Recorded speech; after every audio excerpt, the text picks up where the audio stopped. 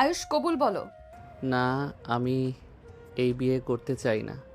আয়ুষ মুখ খুলো আর বলো কবুল, না হলে এখানেই তোমার ফোন ল্যাপটপ সব ভেঙে ফেলবো। আপনি পাগল নাকি? এটা আমার লাইফ। আর এখন থেকে তোমার লাইফ আমি। কবুল বলো। কবুল। তুমি কি এই ছেলেকে, আয়ুষ রহমানকে, তোমার স্বামী হিসেবে কবুল করেছো? কবুল। আমি তোমার বিরুদ্ধে পুলিশে যাব। যেতে পারো, কিন্তু মনে রেখো তোমার কলেজের সব ছবি ভিডিও আমার হাতে আছে। তুমি ব্ল্যাকমেইলার। আমি তোমার স্ত্রী। আপনি আমাকে বিয়ে কেন করলেন? আমি তো আপনাকে ভালোবাসি না। ভালোবাসা লাগবে না আয়ুষ, আমি যা চাই তা আমি পাই।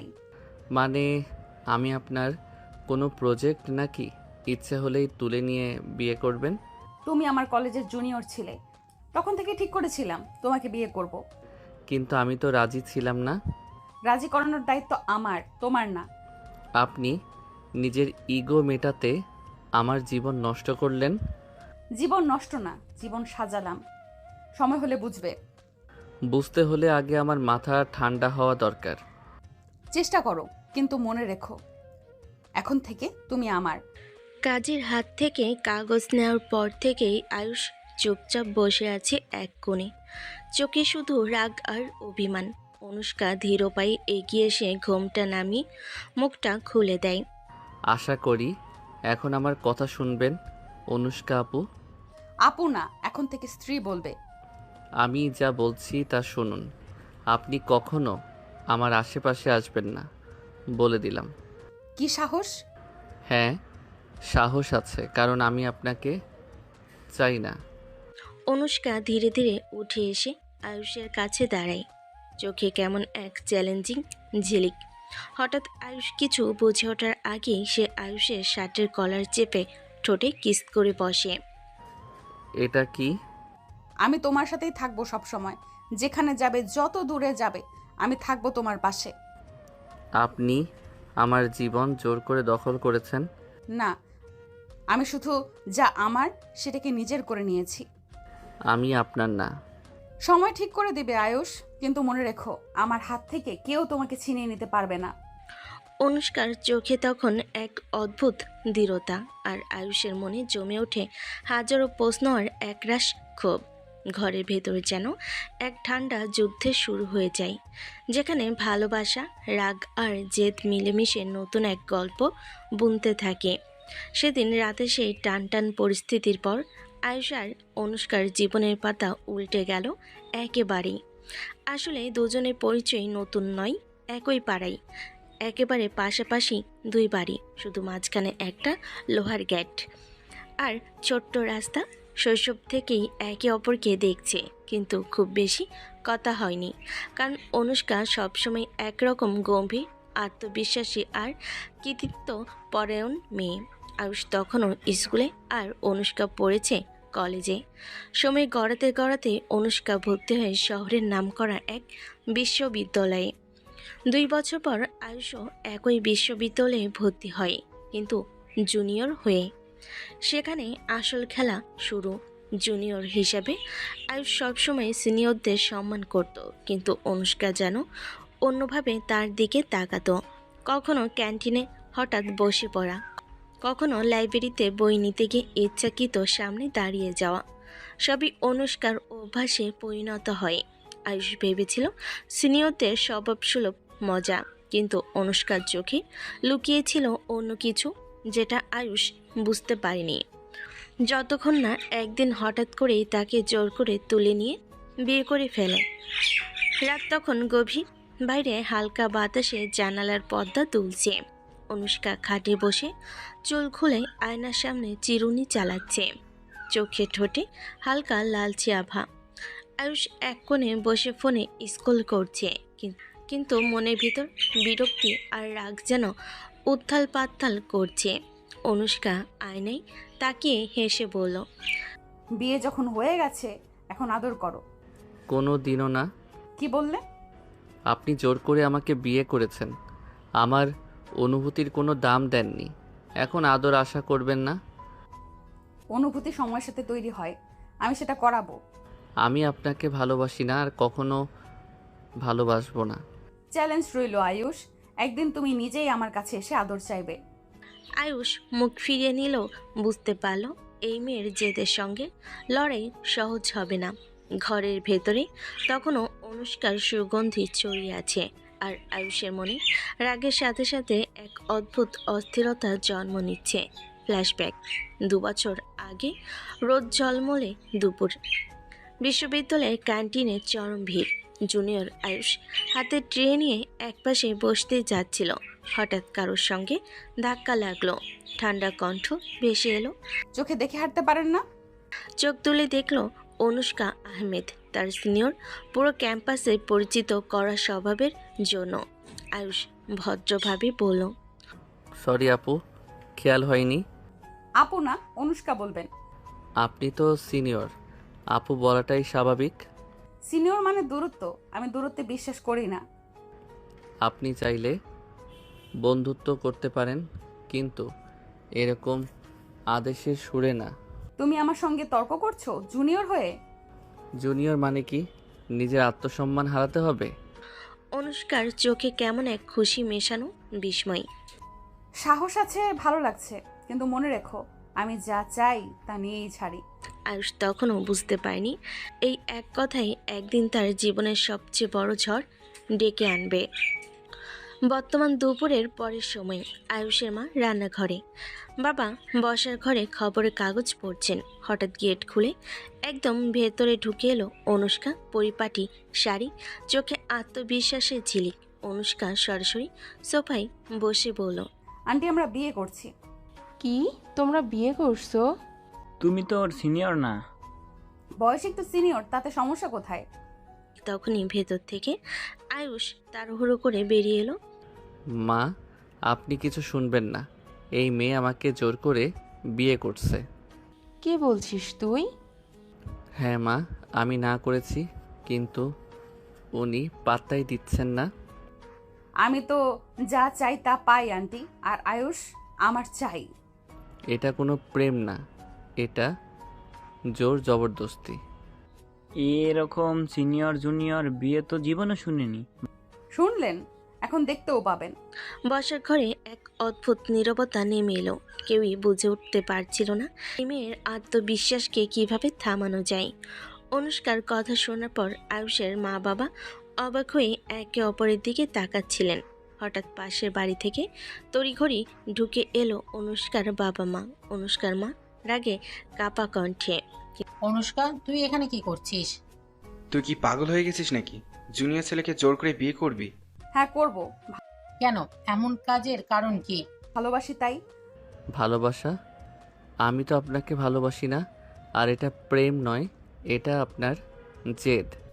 আয়ুষ, তুই চিন্তা করিস না, আমি কথা বলছি ওর সঙ্গে। কাকা, আমি চাই না কারোর সঙ্গে কথা বলতে, আমি শুধু চাই এই বিয়ে ভাঙুক। যত চেষ্টাই করো আয়ুষ, তোমাকে আমি ছাড়বো না। আপনি আমার জীবনটা নষ্ট করেছেন। এই মেয়েটার জেদ একদিন সর্বনাশ ডেকে আনবে। কিন্তু অনুষ্কার চোখে তখনও সেই একই দৃঢ়তা, যেন যা মনস্থির করেছে তা করেই ছাড়বে। অনুষ্কা চল, তুই এখনই আমাদের সঙ্গে বাড়ি যাবি। এভাবে হুটহাট বিয়ে করা যায় না, তোকে নিয়ে গিয়ে ভালো করে ভাববো, তারপর ঠিক করবো কি হবে। আমি কোথাও যাচ্ছি না।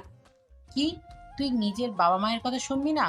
অনুষ্কা ধীরে ধীরে দাঁড়িয়ে আয়ুষের পাশে গিয়ে দাঁড়ালো। না, শুনবো না, এখানে থাকবো। তুই জানিস না তুই কি করেছিস? যদি আমাকে জোর করেন আমি এখানেই সুইসাইড করব। আপনি কি বলছেন? এটা কেমন কথা? আমি যা বলছি সেটা সিরিয়াস। আমি এই বিয়ে মেনে নিয়েছি, আর এই ঘরই আমার ঘর। তুই এমন কথা বলতে পারিস কিভাবে? কারণ আমি আয়ুষকে ভালোবাসি, আর তার পাশ ছাড়া কোথাও যাব না। ঘরের ভেতর এক মুহূর্তের জন্য নিস্তব্ধতা নেমে এলো। আয়ুষের মনে রাগ আরও বেড়ে যায়, কিন্তু সে জানতো এই মেয়েটি জেদের কাছে সবাই অসহায়। বসার ঘরে টান টান নীরবতা ভেঙে অনুষ্কার বাবা ধীরে ধীরে এগিয়ে গেলেন আয়ুষের বাবার কাছে, মুখে একরাশ ক্লান্তি আর অনুনয়ের ছাপ। ভাই, আমার মেয়ে অন্যায় করেছে জানি, জেদি স্বভাব, কারোর কথা শোনে না, কিন্তু তাও ওকে ক্ষমা করে দিয়ে মেনে নেন দয়া করে। ভাই, এটা এত সহজ না। আমার ছেলেকেও জোর করে বিয়ে করেছে, ওর ইচ্ছা ছিল না। আমি বুঝি, কিন্তু এখন তো যা হওয়ার হয়ে গেছে। আমি চাই না দুই পরিবারের শত্রুতা তৈরি হোক। বাবা, আপনি কিছু মেনে নেবেন না? আমি রাজি না বলেছি। আয়ুষ, তোর রাগ আমি বুঝতে পারছি, কিন্তু মেয়ে তোকে সত্যিই ভালোবাসে। ভালোবাসা জোর করে আদায় করা যায় না আন্টি। আমি জোর করিনি, আমার ভালোবাসা বোঝাতে সময় নেব। আপনি জোরই করেছেন, আর আমি সেটা কখনো মেনে নেব না। আয়ুষের বাবা দুপক্ষের দিকে তাকিয়ে চুপ হয়ে গেলেন। তিনি জানতেন এ লড়াই এখনই থামানো সম্ভব নয়। রাত গভীর। আয়ুষ নিজের ঘরে দরজা বন্ধ করে বসে আছে। হঠাৎ কড়া ধাক্কায় দরজা খুলে যায়। অনুষ্কা প্রবেশ করলো, হাতে একটি ছোট্ট ব্যাগ। আয়ুষ মাথা ঘুরিয়ে, আনুষ্কা, আপনি এখানে কি করছেন? আমি কোথাও যাব না। তোমার বাবা মা বাইরে অপেক্ষা করছে। বাবা মাকে চলে যেতে বলছি। কেন? ওরা তো চিন্তিত তোমার জন্য। আমি বড় হয়ে গেছি, সিদ্ধান্ত নিতে পারি। তাদের এখানে থাকার দরকার নেই। অনুষ্কা, একটু শান্ত হন। আয়ুষ, বুঝলে আমি এখানেই থাকবো। হঠাৎ ফোন বেজে ওঠে। অনুষ্কা দ্রুত গিয়ে রিসিভ করে। আমি অনুষ্কা, কি হয়েছে? হ্যাঁ, আমি আছি। ফোন রেখে অনুষ্কা আয়ুষের দিকে ফিরে, যা বলছি তাই। তোমার সাথে থাকবো কিনা সেটা আমি ঠিক করব। তোমার অনুমতি আমার দরকার নেই। ঘরের মধ্যে এক অদ্ভুত স্থিরতা বিরাজ করলো। দুজনের মধ্যকার শক্তির লড়াই যেন এখন শুরু হয়েছে। আয়ুষের ঘরের বাতাসে কাঁপছে রাগে। তার চোখ লাল, গলা কটাক্ষ কেঁপে উঠছে। আমার ঘর থেকে এখনই বের হয়ে যান। আমি আপনাকে সহ্য করতে পারছি না। অনুষ্কা চুপ করে দাঁড়িয়ে আছে, চোখে অশ্রু জমে। আমি আপনার সাথে থাকার কথা ভাবিনি কখনো। অনুষ্কা নীরবে মাথা নিচু করে যায়। ঘরটা নীরব হয়ে যায়। সেখানে শুধু দুজনের অন্তর্জালা ঝলমল করছে। আয়ুষের রাগে উত্তপ্ত কণ্ঠের আওয়াজ ঘরে ভেসে আসছে। অনুষ্কা হঠাৎ তীব্র চোখে তাকিয়ে বেগবান হেসে বলে, তুমি এত রাগ করছো, তাই তো?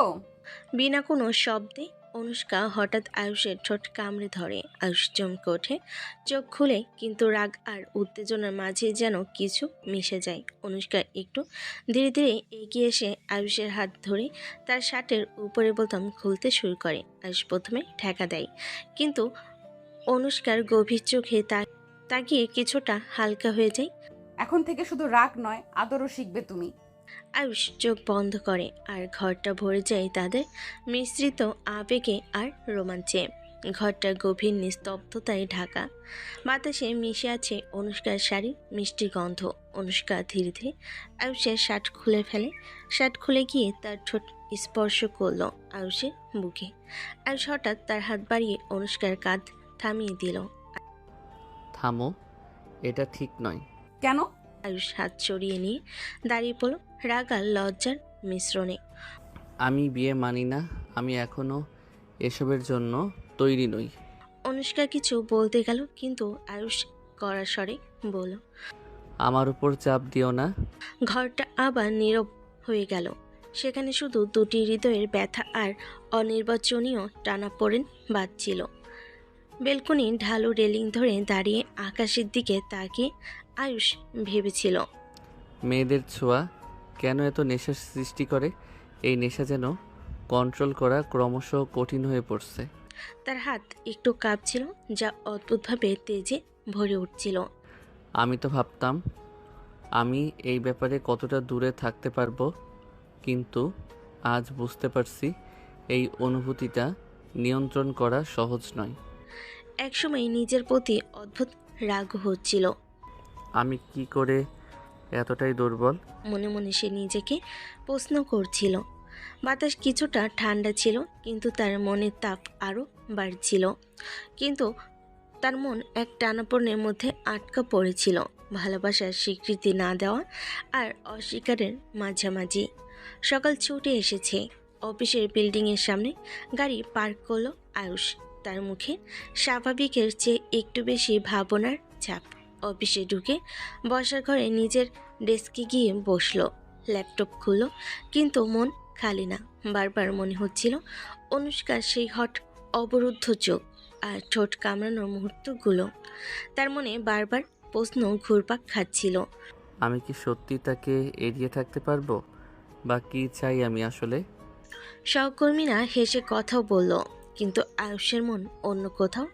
কিন্তু নিজেকে জোর দিয়ে কাজ শুরু করলো, কিন্তু চোখের কোণায় যেন কোনো এক অদৃশ্য ঝলকানি।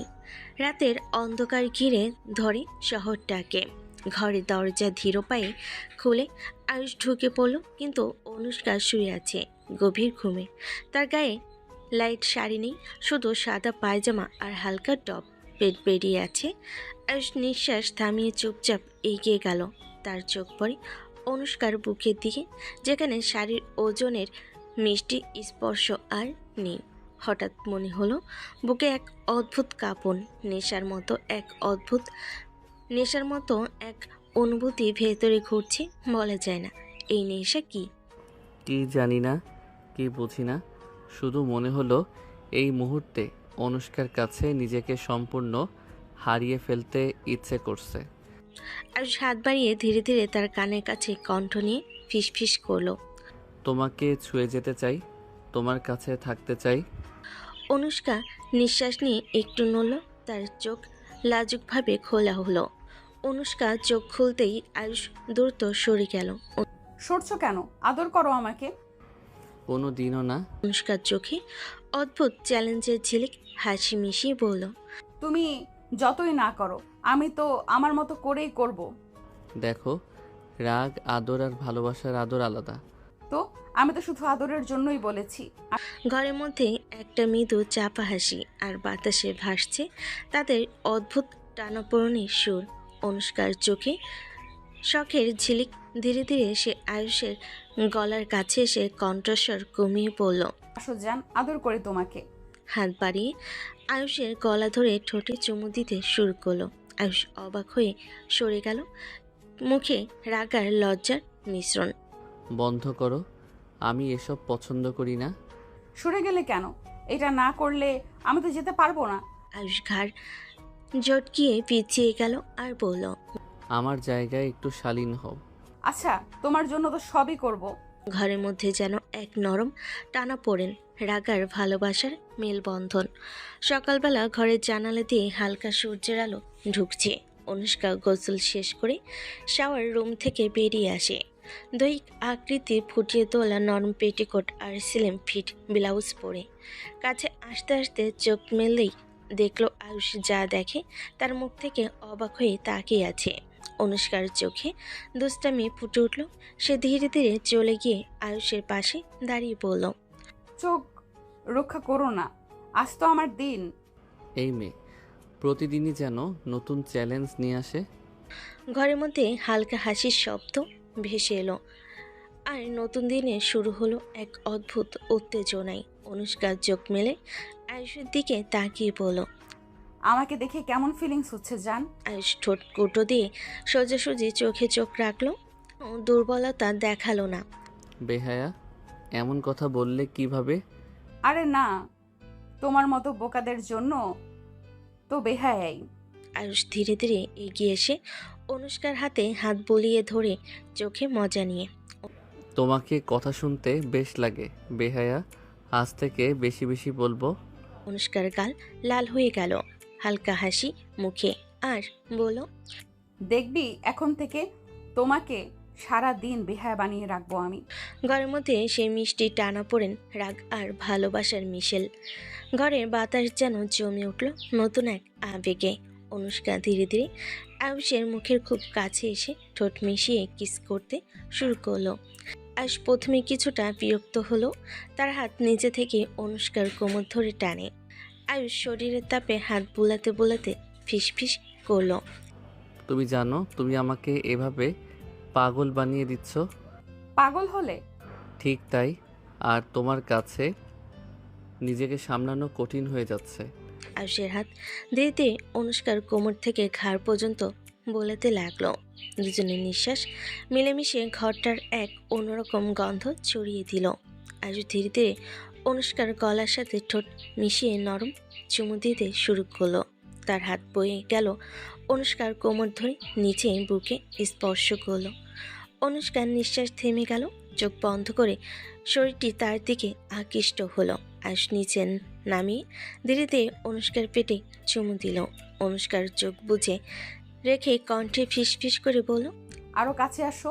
আয়ুষ একটু থমকে চোখ খুলে অনুষ্কার দিকে তাকালো। অনুষ্কার দৃষ্টিতে জলজল করছে এক অজানা আবেগ, যা তাকে আর সরে যাওয়ার সুযোগ দিল না। তারা একে অপরের আরও কাছে ঘেঁষে গেল। ঘরের মধ্যে ভেসে উঠল এক মিষ্টি অদ্ভুত উত্তেজনা। সকালবেলা সূর্যের নরম আলো ঘরে ঢুকেছে। আয়ুষ ঘুম থেকে উঠে চোখ ঘুরিয়ে দেয় চারিদিক। মন খানিকটা গন্ডগোল, তার মুখ লাল, হাত হালকা কাঁপছে। ভুল করে কাছে এসেছি, ভুলে যান সব। যা খুশি করবে তা হবে না। কি? আমার সাথে থাকতে হবে, বুঝলে? আমি তো বললাম ভুল হয়ে গেছে। ভুল হলো না, এটা আমার ইচ্ছে, আর তুমি পালাবে না। আমি কিভাবে পালাবো? তোমার হাতটা ধরে রেখেছি তো। ঘরের বাতাসে একটা অদ্ভুত উত্তেজনা, আর দুই হৃদয়ে নীরব যুদ্ধ। আয়ুষের চোখে ঝলক, গভীর রাগ আর হতাশার মিশ্রণ। সে গলা শক্ত করে বলল, আপনি আমাকে জোর করে বিয়ে করছেন? এক হাতে তুলে ধরা আবেগ, আর এক হাতে চাপা ক্ষোভ। সে একটু ধীরে কিন্তু সে স্পষ্ট কণ্ঠে চেঁচিয়ে বলল, আর কাছে আসার জন্য এইসব সিরিয়াস করেছেন, তাই এসব হয়েছে। রাত গভীর, ঘরের বাতাসে হালকা শীতল হাওয়া বইছে। আয়ুষ নিজের আসনে বসে চোখ নামিয়ে লজ্জার রাগের মধ্যে ঘুরপাক খাচ্ছিল। আনুষ্কা ধীরে ধীরে তার পাশে এসে দাঁড়ালো, চোখে দৃঢ়তা আর ঠোঁটে ছোট্ট হাসি। যা খুশি বলো, আমার হয়ে থাকতে হবে। আমার কথার মানে বুঝতে পারছো? হ্যাঁ, কিন্তু কোনো কিন্তু না, আমি যা বলবো তাই হবে।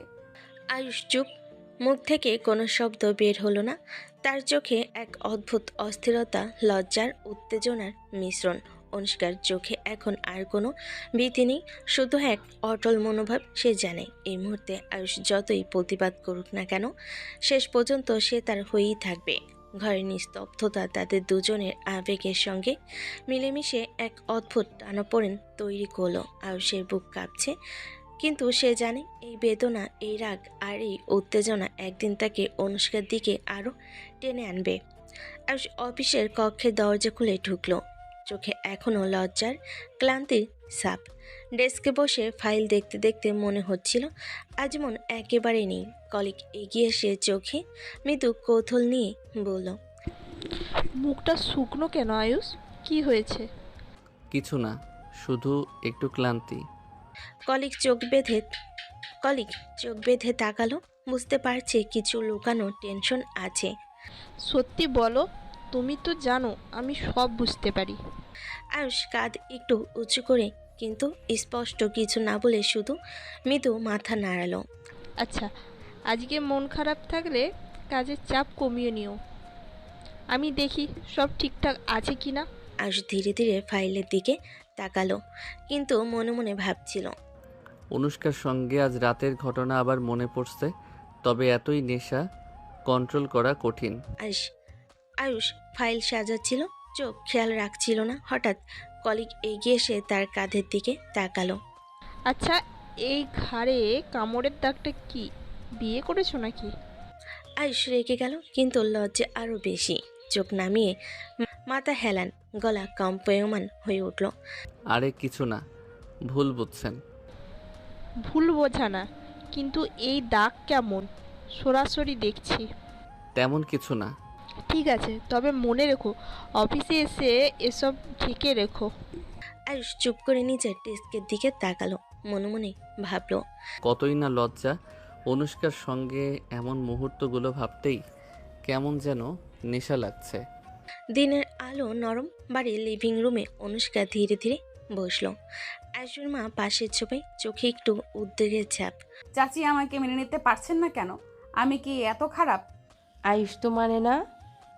মানে না, কিন্তু আমি শুধু চাই ভালোবাসা দিয়ে মেনে নেওয়া। ঠিক আছে, সমস্যা নেই, শুধু আয়ুষ সে একটু জেদি, সময় লাগবে। আমি ধৈর্য রাখবো চাচি, সে যতই জেদি হোক একদিন আমাকে মেনে নিবে। ঘরের মধ্যে নীরবতা ভেসে আসছে। আয়ুষের মা জানালেন মেয়েটি সত্যি দৃঢ় প্রতিজ্ঞ। সন্ধ্যার আলো ঘরের জানালা দিয়ে ঢুকছে। আয়ুষ অফিস থেকে ক্লান্ত হয়ে বাড়ি ফিরে এসেছে, চোখে রাগ আর কষ্টের চাপ। ডাইনিং রুমের কোণে অনুষ্কা বসে আছে, হাতে তাজা ঠান্ডা শরবতের গ্লাস। আয়ুষ, এখানে শরবত খাও, ক্লান্তি দূর হবে। আয়ুষ চোখে হালকা রাগ, মুখে লাল হয়ে গিয়ে বলল, এসব নাটক করে আমার মন পাবার চেষ্টা করবে না। আমি তো চাই শুধু তোমাকে আরাম দিতে। আরাম? আমার মন নষ্ট করে এখন আরাম দিতে আসছেন? না, না অনুষ্কা, তুমি যতই মিষ্টি নাটক করো আমি সহজে মন দেব না। আচ্ছা দেখবো তুমি কতক্ষণ পারো। আমি তবু বলছি এসব কৌশল কাজে আসবে না। অনুষ্কার হাসি আরও চ্যালেঞ্জিং হয়ে গেল। ঘরের মধ্যে এক অদ্ভুত উত্তেজনা ভেসে উঠল। রাগ, লজ্জা, মিষ্টির দ্বন্দ্ব এবং অদৃশ্য টানাপোড়েনের মিশেল। রাত নেমে এসেছে, ঘরের আলো নরম। আয়ুষ সোফায় বসে ক্লান্ত চোখে ফাইল সাজাচ্ছিল। অনুষ্কা ধীরে ধীরে তার কাছে এসে দুষ্টু হেসে বলল, রাতে তো আদর করেছো, এখনই ভুলে গেলে চলবে? আয়ুষ চোখ বড় করে তাকালো। লজ্জা আর রাগের মিশ্রণে মুখ লাল হয়ে গেল। আমাকে কাছে আসতে আপনি বাধ্য করছেন, আমি নিজে আসিনি। অনুষ্কা হাসি ধরে রাখতে পারল না, চোখে ঝিলিক। বাধ্য করছি না, আমি তো শুধু মনে করালাম যে তুমি রাতের কথা ভুলতে পারো না। মনে করালেও এসব নাটক করে আমার মন পাবেন না। অনুষ্কা ধীরে ধীরে তার পাশে বসে ঠোঁট মেলে চুপচাপ হেসে বলল, ঠিক আছে, তবে তুমি যতই রাগ করো আমি তো আমার মতো করেই থাকবো। ঘরের মধ্যে রাগ, লজ্জা আর দুষ্টামি মিশে এক অদ্ভুত উত্তেজনা তৈরি করলো। আয়ুষ চোখ নামিয়ে ফাইলের দিকে তাকালো, মনে মনে ভাবল, এই মেয়েটা ভয়ঙ্কর। রাত গভীর, ঘরের আলো নরম। অনুষ্কা ধীরে ধীরে বেডরুমে দরজা খুলে হাজির হলো। হালকা পিঙ্ক নাইট ড্রেস পরে, ড্রেসের নরম কাপড় তার শরীরের ভাঁজকে সুন্দরভাবে ফুটিয়ে তুলছে, আর তার চোখে দুষ্টামি ঝলমল করছে। আজ প্রথমে ফাইলটা রেখে তাকালো, চোখ বড় হয়ে লজ্জা আর বিস্ময়ে মুখ লাল। বারবার চোখ সরাচ্ছে, কিন্তু দৃষ্টি যেন অনুষ্কার সঙ্গে আটকে আছে। অনুষ্কা ধীরে ধীরে তার পাশে এসে বলল, রাতটা তো শুধু আমাদের, তাই না? অনুষ্কা, এমন করে কাছে আসবে না। অনুষ্কা হেসে হাত দিয়ে তার হাত ধরে বলল, আমার কাছে আসো, একসাথে থাকি, খুব আদর করব। আয়ুষ চোখ নামিয়ে ফাইলের দিকে তাকালো, কিন্তু মনে মনে ভাবছে, এই মেয়েটা এমনভাবে আমাকে সবসময় পাগল বানাচ্ছে। অনুষ্কার দৃষ্টি স্পষ্ট, সে জানে আকর্ষণ দিয়ে আয়ুষকে কাছে টানা কঠিন হবে না। ঘরের মধ্যে ভেসে উঠল উত্তেজনা, লজ্জার অদ্ভুত টানাপোড়েনের মিশ্রণ।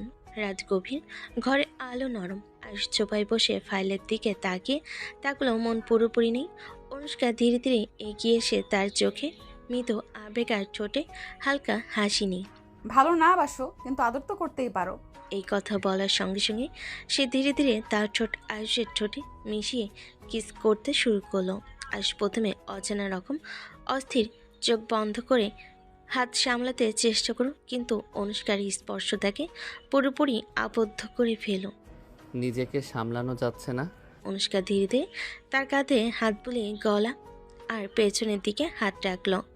তার চোখে দুষ্টু ঝিলিক যেন বলছে, তুমি পালাবার চেষ্টা করলে লাভ নেই। আয়ুষ ধীরে ধীরে থমকে গেল, চোখ খোলা রাখলো, কিন্তু মনে মনে জানলো অনুষ্কার কাছে নিজেকে প্রতিরোধ করা সম্ভব নয়। ঘরের মধ্যে হালকা নিঃশ্বাস, ঠোঁটে ছোঁয়া আর মৃদু রোমান্টিক উত্তেজনায় সুর ভেসে উঠল। রাত গভীর, ঘরের আলো নরম। অনুষ্কার ঠোঁটের স্পর্শে আয়ুষ প্রথমে অস্থির হয়ে উঠেছিল, কিন্তু ধীরে ধীরে সে নিজেকে সামলাতে পারল না। আয়ুষ হাত বাড়িয়ে অনুষ্কার কোমর টেনে নিল নিজের দিকে। তুমি জানো তুমি আমাকে পাগল বানাচ্ছ। আর তুমি কি করবে আয়ুষ? আয়ুষ ঠোঁটগুলো ধীরে ধীরে অনুষ্কার কপালে, গলায় আর কাঁধে বলিয়ে দিতে লাগলো। তার হাত অনুষ্কার কোমর থেকে ধীরে ধীরে পেছনে বোলাতে লাগলো। মনি ভাবল, আমি কেন এতদিন ধরে নিজের আবেগকে ধরে রাখছিলাম। অনুষ্কা চোখ বন্ধ করে অনুভব করলো তার নিঃশ্বাস স্পন্দিত, শরীর আর মনের সঙ্গে মিলেমিশে উত্তেজনা বাড়ছে। আয়ুষের কণ্ঠে আয়ুষ কণ্ঠে ফিসফিস করলো। তোমার কাছে আমি পুরোপুরি হারাতে চাই। দুজনের নিঃশ্বাস মিলেমিশে ঘরটায় ভেসে এলো এক অদ্ভুত উত্তেজনা, রাগ, লজ্জা আর গভীর আবেগের মিশ্রণ। এবার আদর শুধু একপাক্ষীয় নয়, আয়ুষ নিজে থেকেও শুরু করেছে। সকালের নরম আলো ঘরে ঢুকছে। আয়ুষ ডেস্কে বসে চা নিয়ে ব্যস্ত, চোখে হালকা ক্লান্তি আর লজ্জার ছাপ। অদ্ভুত, হঠাৎ অনুষ্কা ধীরে ধীরে এগিয়ে এসে দুষ্টু হাসি দিয়ে বলল। আয়ুষ, আজ আরো আদর করতে চাই তোমাকে। আয়ুষ চোখ বড় করে তাকালো, মুখ লাল হয়ে কণ্ঠে একটু রাগ মেশানো। শরীর দিয়ে আটকাতে চাচ্ছেন আমায় কি? না, কিন্তু শরীর থেকেই মনে প্রবেশ করবে একদিন। আয়ুষ অবাক হয়ে লজ্জার উত্তেজনার মিশ্রণে মাথা ঝুঁকালো। তুমি কি এমন কথার মানে বোঝো? অনুষ্কা ধীরে ধীরে তার পাশে বসলো, চোখে অদ্ভুত চ্যালেঞ্জ। বোঝার মতো হবে ঠিক একদিন। ঘরের মধ্যে হালকা নিঃশ্বাস, উত্তেজনা আর দুষ্টামি মিশলে এক অদ্ভুত টানাপোড়েন তৈরি করলো। আয়ুষ চুপ, কিন্তু মনে মনে জানলো অনুষ্কার সঙ্গে প্রতিদিন এমন মুহূর্ত তাকে আরও টানে। সকালের আলো নরমভাবে ঘরে ঢুকছে। ডাইনিং টেবিলে আড়ম্বর নেই, কিন্তু হালকা পারিবারিক মেজাজ ভেসে আছে। আয়ুষ চামচ হাতে বসে নাস্তা খাচ্ছে। অনুষ্কা পাশে বসে তার দিকে ছোট্ট দুষ্টু চোখে তাকাচ্ছে। আয়ুষ, তোমার কাজের চাপ কম থাকলে খেয়ে যেও। ঠিক আছে মা, একটু খেয়ে অফিসে চলে যাচ্ছি। তুমি খেয়েছো তো? না খেলে অফিসে ক্লান্ত হবে। হ্যাঁ, ঠিক আছে। আয়ুষ দ্রুত নাস্তা শেষ করলো, নিজের ব্যাগ নিল। অনুষ্কার চোখে দুষ্টু ঝিলিক দিয়ে বলল।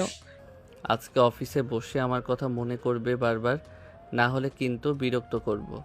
লজ্জা নাই, কোথায় কি বলতে হয় জানেন না? পরিবার সবাই হেসে উঠল। আড্ডার মধ্যে ছোট্ট হাসি আর আদরের মুহূর্ত ভেসে উঠল। আয়ুষ তখন ঘর দিয়ে বেরিয়ে গেল, অফিসের জন্য রাস্তায় নামলো। আয়ুষ ঘর থেকে বেরিয়ে গেলেই অনুষ্কা ধীরে ধীরে আয়ুষের মায়ের দিকে মুখ ঘোরালো। চাচির চোখে হালকা বিস্ময়, কিন্তু মৃদু হাসি আছে। চাচি, অনেকদিন হলো আমি অফিসে যাচ্ছি না। হ্যাঁ, তুই কি বলছিস? এবার আমার অফিস যেতে হবে, তাই আমি চাই ভালোভাবে সব ঠিকঠাক রাখি। ঠিক আছে মেয়ে, দেখছি তুমি ঠিকঠাক মতো সামলাতে পারছো কি না। অবশ্যই চাচি, আমি নিজের দায়িত্ব ঠিকভাবেই জানি। ঘরের মধ্যে হালকা হাসি আর শান্তি ভেসে উঠল। অনুষ্কা নিজেও মৃদু গম্ভীর হয়ে জানালো সে এখন শুধু নিজের নয়, পারিবারিক দায়িত্ব সামলাবে। অনুষ্কা ডাইনিং থেকে বেরিয়ে এসে নিজের অফিসের জন্য রেডি হলো। হালকা ফর্মাল শার্ট, স্কার্ট আর নরম লাল লিপস্টিক, সব ঠিকঠাক। তিনি ধীরে ধীরে ঘরের দরজা বন্ধ করে বলল। চাচি, আমি অফিসে যাচ্ছি। ঠিক আছে, যা। কেউ জানে না অনুষ্কা আসলেই চাকরি করছে। প্রতিটি পদক্ষেপ, প্রতিটি হাসি সবই বাইরে দেখাবে যেন সে শুধু পারিবারিক কাজ করছে, কিন্তু সত্যি কথা, সে ধীরে ধীরে নিজের ক্যারিয়ার সাজাচ্ছে, নতুন দুনিয়ার পথে পা বাড়াচ্ছে।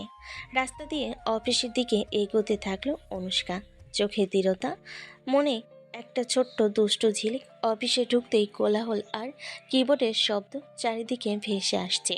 অনুষ্কা নিজের ডেস্কে বসার আগে পাশের কলিগ রুবি এগিয়ে এলো। আরে অনুষ্কা, তুমি এতদিন ছুটিতে ছিলে কেন? অফিসে সবাই ভাবছিল কোথাও উদা হয়ে গেলে। অনুষ্কা হালকা হাসি দিয়ে চুল ঠিক করে বলল। বিয়ে হয়েছে, তাই একটু ব্যস্ত ছিলাম। ওহ, তাই নাকি? কাকে বিয়ে করেছো? অফিসে জানাবে না? বলবো, সময় হলে সবাই জানবে। আচ্ছা, বুঝলাম।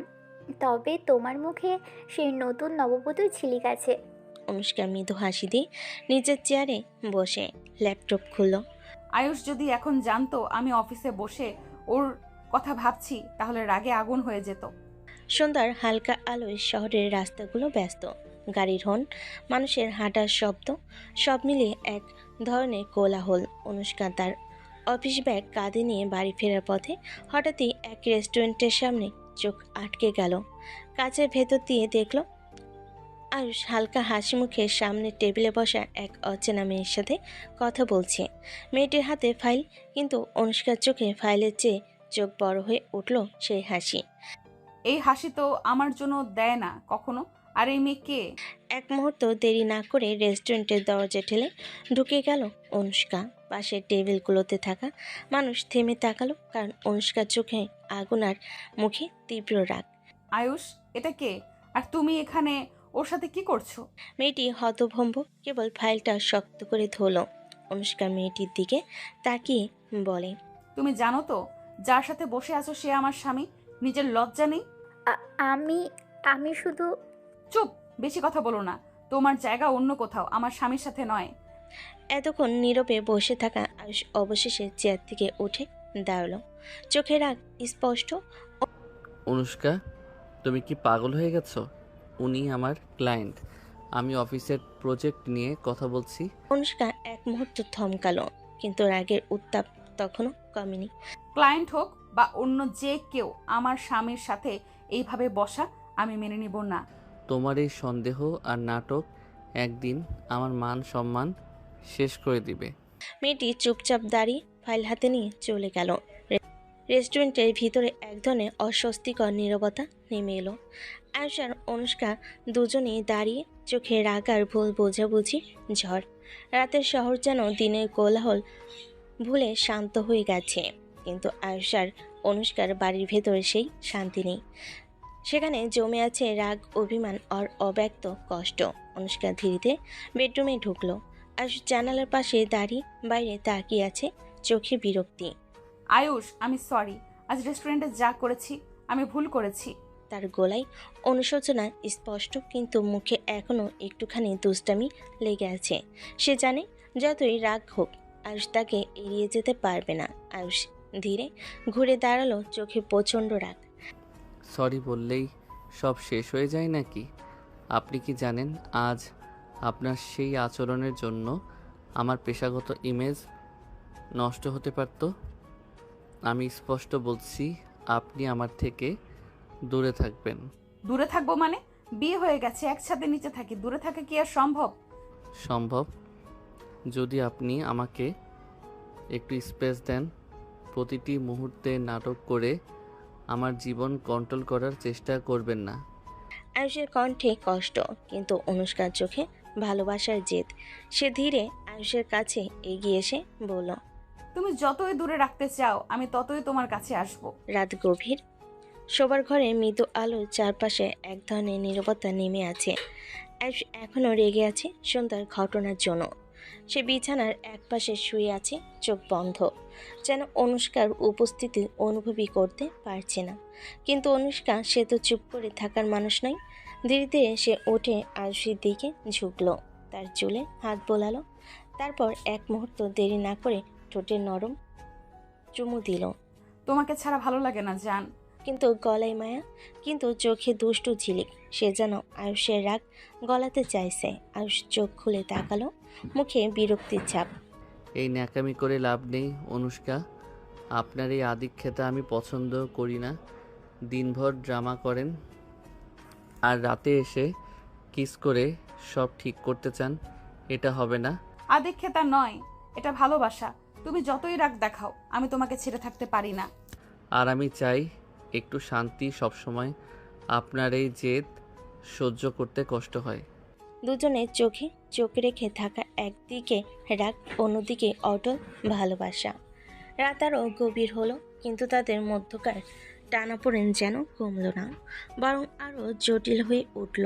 রাত প্রায় 11:30। শহরের আলো ঝলমলে জানালা দিয়ে হালকা বাতাস ঘরে ঢুকছে। আয়ুষ টেবিলে বসে কিছু ফাইল দেখছে, চোখে চাপা ক্লান্তি আর বিরক্তি। কিন্তু অনুষ্কার চোখে যেন কোনো ক্লান্তি নেই, বরং অদ্ভুত এক উদ্যম। অনুষ্কা ধীরে ধীরে আয়ুষের পেছনে এসে কাঁধে হাত রাখল, তারপর ঠোঁটের কোণে দুষ্টু হাসি এনে বলল, জান, কাছে আসো না। আয়ুষ ভুরু কুঁচকে ফাইল বন্ধ করলো। অনুষ্কা, আমি এখন এসব মুডে নেই। দিনভর মাথা খারাপ হয়ে গেছে। আপনি একটু শান্তিতে থাকতে দিতে পারেন না? কিন্তু অনুষ্কা কি কখনো না শুনেছে? সে পাত্তা দিয়ে আয়ুষের গলা জড়িয়ে ধরে চুলে আঙ্গুল চালালো। তুমি যতই রাগ দেখাও আমি তো তোমারই, আর তোমাকে ছাড়া আমার ভালো লাগে না। সে কথা শেষ করতেই আয়ুষের গালে নরম চুমু দিল, তারপর কানে ফিসফিস করে কিছু বলল, যা আয়ুষকে আরো অস্বস্তিতে ফেলে দিল। অনুষ্কা, আপনি কি বুঝতে পারছেন না আমি বিরক্ত হচ্ছি? এভাবে জোর করে কাছে আসা ভালো লাগে না আমার। কিন্তু অনুষ্কা থামল না, বরং আরও কাছে এগিয়ে এলো, তার আঙ্গুল আয়ুষের আঙ্গুলে জড়িয়ে ধীরে ধীরে ফাইল নামিয়ে রাখলো। তুমি যতই না বলো, আমার মন চায় তোমাকে আদর করতে। তুমি চাইলেও আমাকে আটকাতে পারবে না। রুমের বাতাসে এক অদ্ভুত চাপা উত্তেজনা। আয়ুষ মুখ ঘুরিয়ে নিতে চেষ্টা করলো, কিন্তু অনুষ্কার হাত তার মুখের পাশে এসে দাঁড়ালো।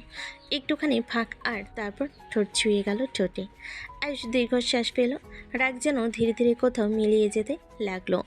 রাতের নীরবতা যেন ঘরের ভেতর এসে থেমে আছে। আয়ুষের মুখে এখনও বিরক্তির ছাপ, কিন্তু অনুষ্কার চোখে তীক্ষ্ণ চাহনি, যেন এই দূরত্ব আর সহ্য হচ্ছে না। জান, একটু কাছে আসো, আদর করো, সব ভুলে যাবে। আয়ুষ কিছু বলতে যাচ্ছিল, কিন্তু তার আগে অনুষ্কা দুহাতে মুখটা ধরে ঠোঁটে চুমু কিস করতে লাগলো। প্রথমে আয়ুষ নড়চড়ে সরে যেতে চাইল, কিন্তু সেই উষ্ণতা, সেই কাছে টানার শক্তি তার মনকে টলিয়ে দিল। কিছুক্ষণের মধ্যেই দুজনের ঠোঁট একে অপরকে খুঁজে নিতে লাগলো, ধীরে ধীরে গভীরভাবে।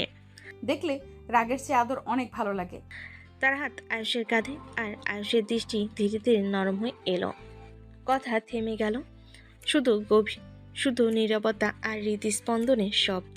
মুহূর্তটা যেন দীর্ঘ হয়ে উঠল, যেন তারা ভুলে গেল চারপাশের অন্য কিছু।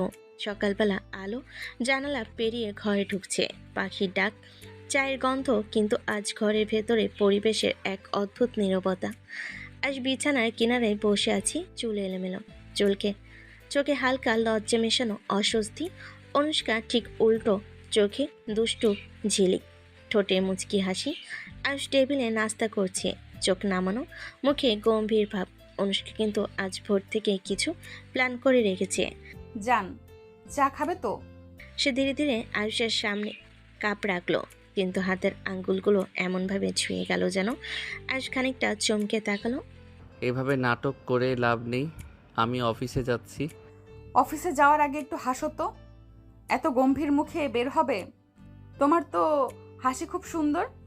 সে কথাটা বলে আয়ুষের গালে হালকা চিমটি কাটলো। আয়ুষ চামচ নামিয়ে পেল, বিরক্তি দিতে তাকালো, কিন্তু চোখের কোণে এক ফোঁটা অস্বস্তির ঝিলিক ধরা পড়ল। শোনো, সারাদিন তো দূরে থাকো, এখন 1 মিনিট সময় দিলে কি ক্ষতি? সে হঠাৎই চুলের খোপা ঢিলে করে দিল, লম্বা চুল কাঁধে গড়িয়ে পড়ল, আর সামান্য সামনে ঝুঁকে আয়ুষের চোখের সামনে এসে দাঁড়ালো। আপনি এসব ইচ্ছে করে করছেন? আমার দেরি হয়ে যাবে। অনুষ্কার ঠোঁটের ছোট্ট এক বিজয়ী হাসি ফুটে উঠল। সে জানে অফিসে গেল এই সকালে দুষ্ণমির কথা আর সহজে ভুলতে পারবে না। অনুষ্কা ধীরে ধীরে এগিয়ে এলো, হঠাৎই সে আয়ুষের ঠোঁট কামড়ে নরম কিস করলো। সারাদিন আমার কথা মনে রাখবে, না হলে রাতে আরো কামড় দেবো। জান।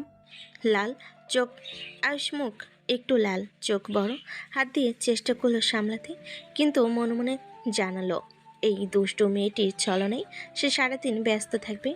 অনুষ্কার কাঁধে হাত রেখে সে কেবল দীর্ঘশ্বাস ফেল। অনুষ্কা, এই দুষ্টুমি ঠিক নয়।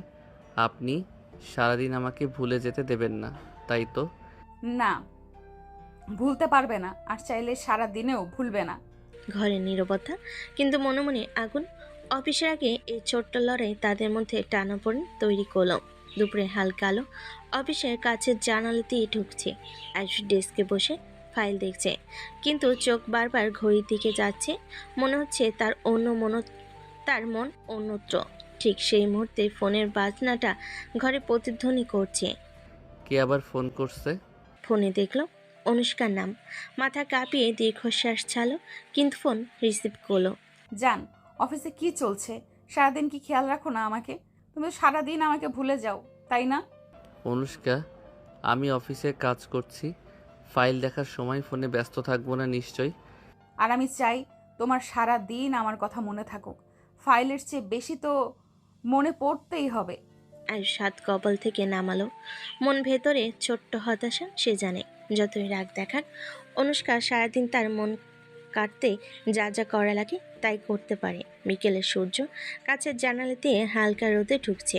অফিসের মধ্যে সবাই স্বাভাবিক, কিন্তু আয়ুষের মন একদম স্বাভাবিক নয়। তার ডেস্কের ফোন আবার বাজছে, যে ফোনটি আজ সারাদিন তাকে বিরক্ত করেছে। এবার আবার আয়ুষ হালকা বিরক্তি ফোনটা রিসিভ করে। আর এবার কেন ফোন দিছেন? জান, তুমি তো একবারও ফোন দিচ্ছ না। তুমি কি ভুলে গেছো আমাকে? ফোন রাখেন, বিরক্ত করবেন না। বিরক্ত করছি না জান, আজ রাতে তোমাকে আর নিঃশ্বাস নিতে দেবো না, জানো তো। আয়ুষ কপালে ঠেসে বসে আছে, মন ভেতরে অস্থির, রাগ, লজ্জার অদৃশ্য টান সব মিলিয়ে তার মাথা ঘুরছে। ফাইলের দিকে তাকালেও মন পুরোপুরি নেই, চোখে শুধু ফোনের স্ক্রিন এবং অনুষ্কার দুষ্ট হাসি। অনুষ্কা, তুমি এভাবে বিরক্ত না করলে কি শান্তি পাবো? আমি সারাদিন ধরে শুধু কাজ করতে চাই। চিন্তা করো না, আমি সারাদিন তোমার চিন্তায় থাকবো। তুমি যতই বিরক্ত হও, আমি তোমারই। ফোনের কল শেষ হলো, কিন্তু আয়ুষের চোখে এখনও অনুষ্কার দুষ্ট হাসির ছাপ। দুজনের মধ্যেই ছোট্ট দুষ্টামি, এক ধরনের টান, এক অদৃশ্য লড়াই যা সারাদিন তাদের মনকে জড়িয়ে রাখছে। রাত নামছে শহরে। আয়ুষ অফিস থেকে ফিরে বাড়ির দিকে আসছে। মাথায় এখন সারাদিনের কাজ আর অনুষ্কার দুষ্টামি। ফোনটি বেজে উঠল, অনুষ্কার নাম।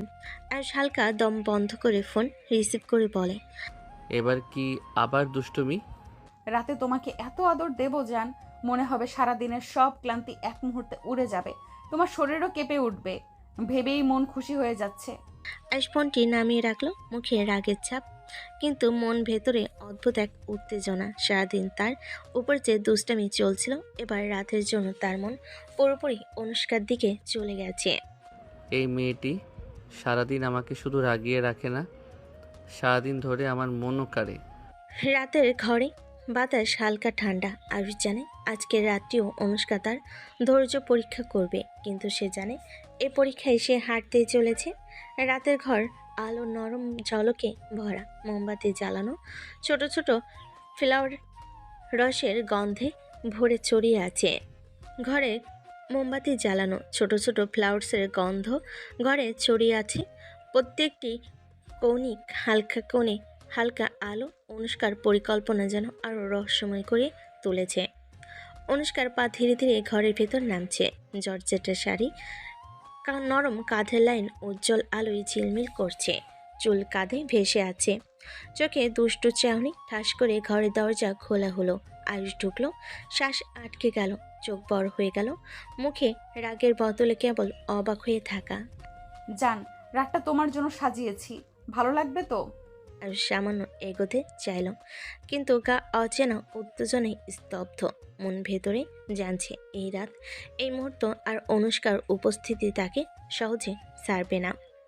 অনুষ্কা, তুমি কি সবসময়ই এইভাবে আমাকে অবাক করতে চাও? হ্যাঁ, আর আজ রাতটা তোমার জান, তুমি শুধু এখানে থাকো। ঘরে এখন শুধু আলো, ফুলের গন্ধ আর দুজনের চোখের টান।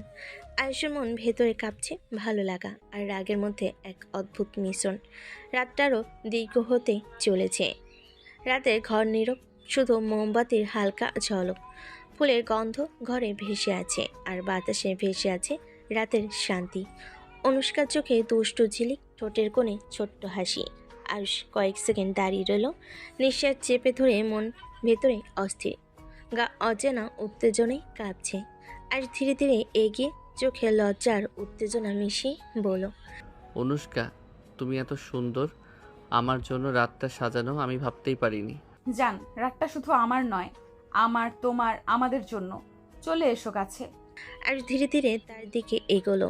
দুজনের চোখ একে অপরের দিকে ঝরে আছে, শরীরে এক অদৃশ্য টান যা তাদের থামাতে দেয় না। ঠোঁটের কাছে ঠোঁট, প্রথম স্পর্শে কিস।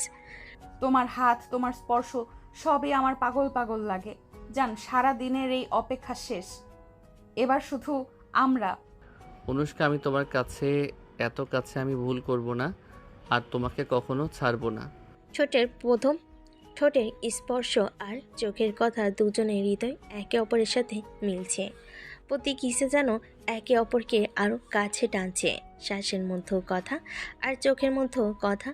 অনুষ্কার হাত আঙ্গুলে আঙ্গুলে জড়ি। আয়ুষ ধীরে ধীরে ঘাড়ে হাত রাখলো। অনুষ্কার ফিসফিসে কাঁধের উপর ঠোঁট রাখে, বলে, আমি শুধু তোমার জন্য সারাদিনের এই রোম্যান্সের জন্য অপেক্ষা করেছি। জান, তুমি ছাড়া আমি শূন্য।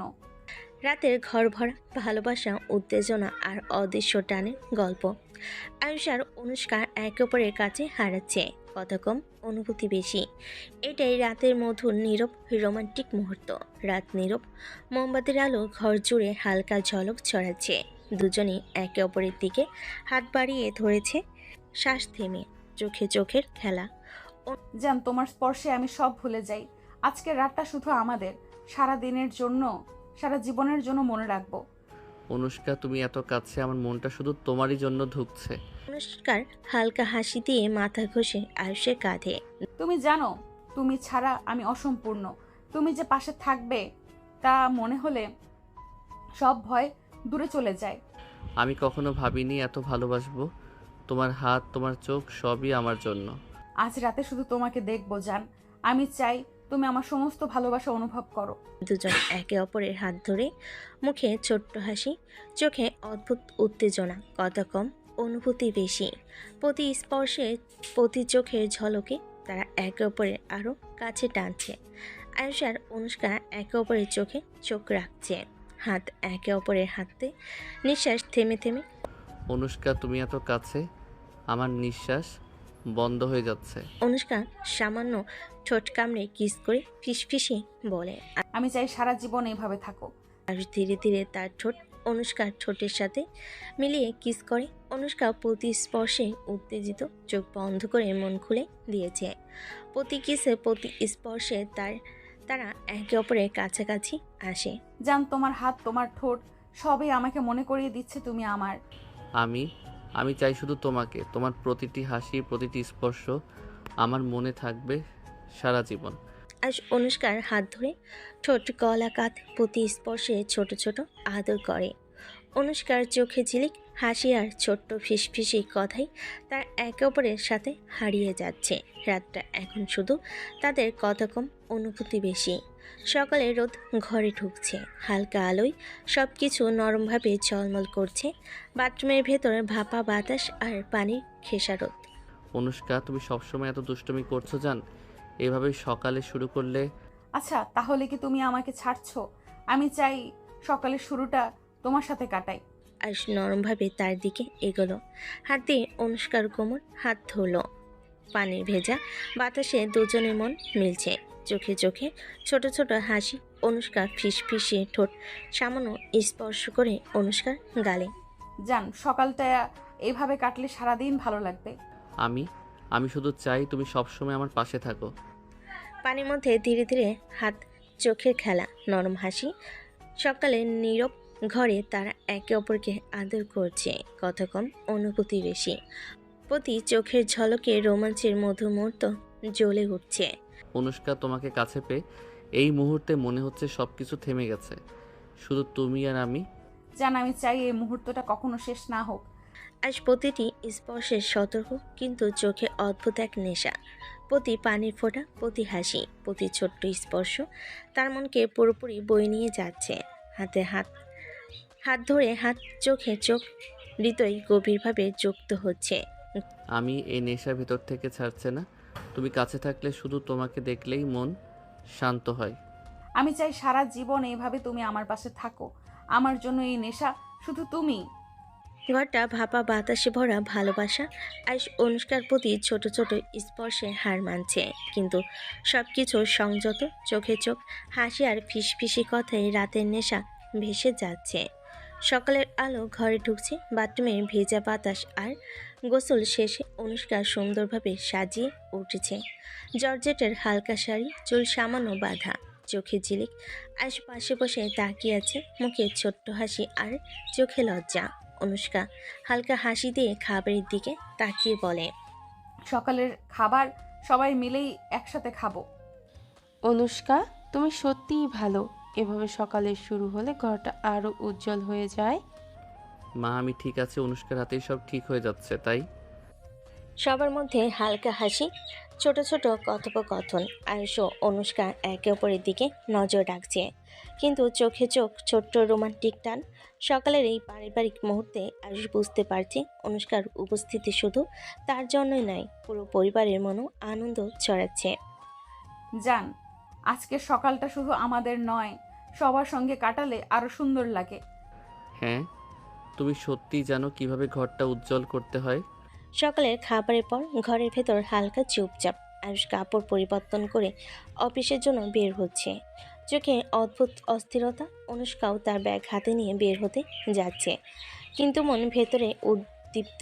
আয়ুষ হালকা হাসি চেপে দরজার দিকে তাকিয়ে বলে, অনুষ্কা, আজ অফিসে আবার সেই কাজের চাপ থাকবে, তুমি তোমার কাজে মন দাও।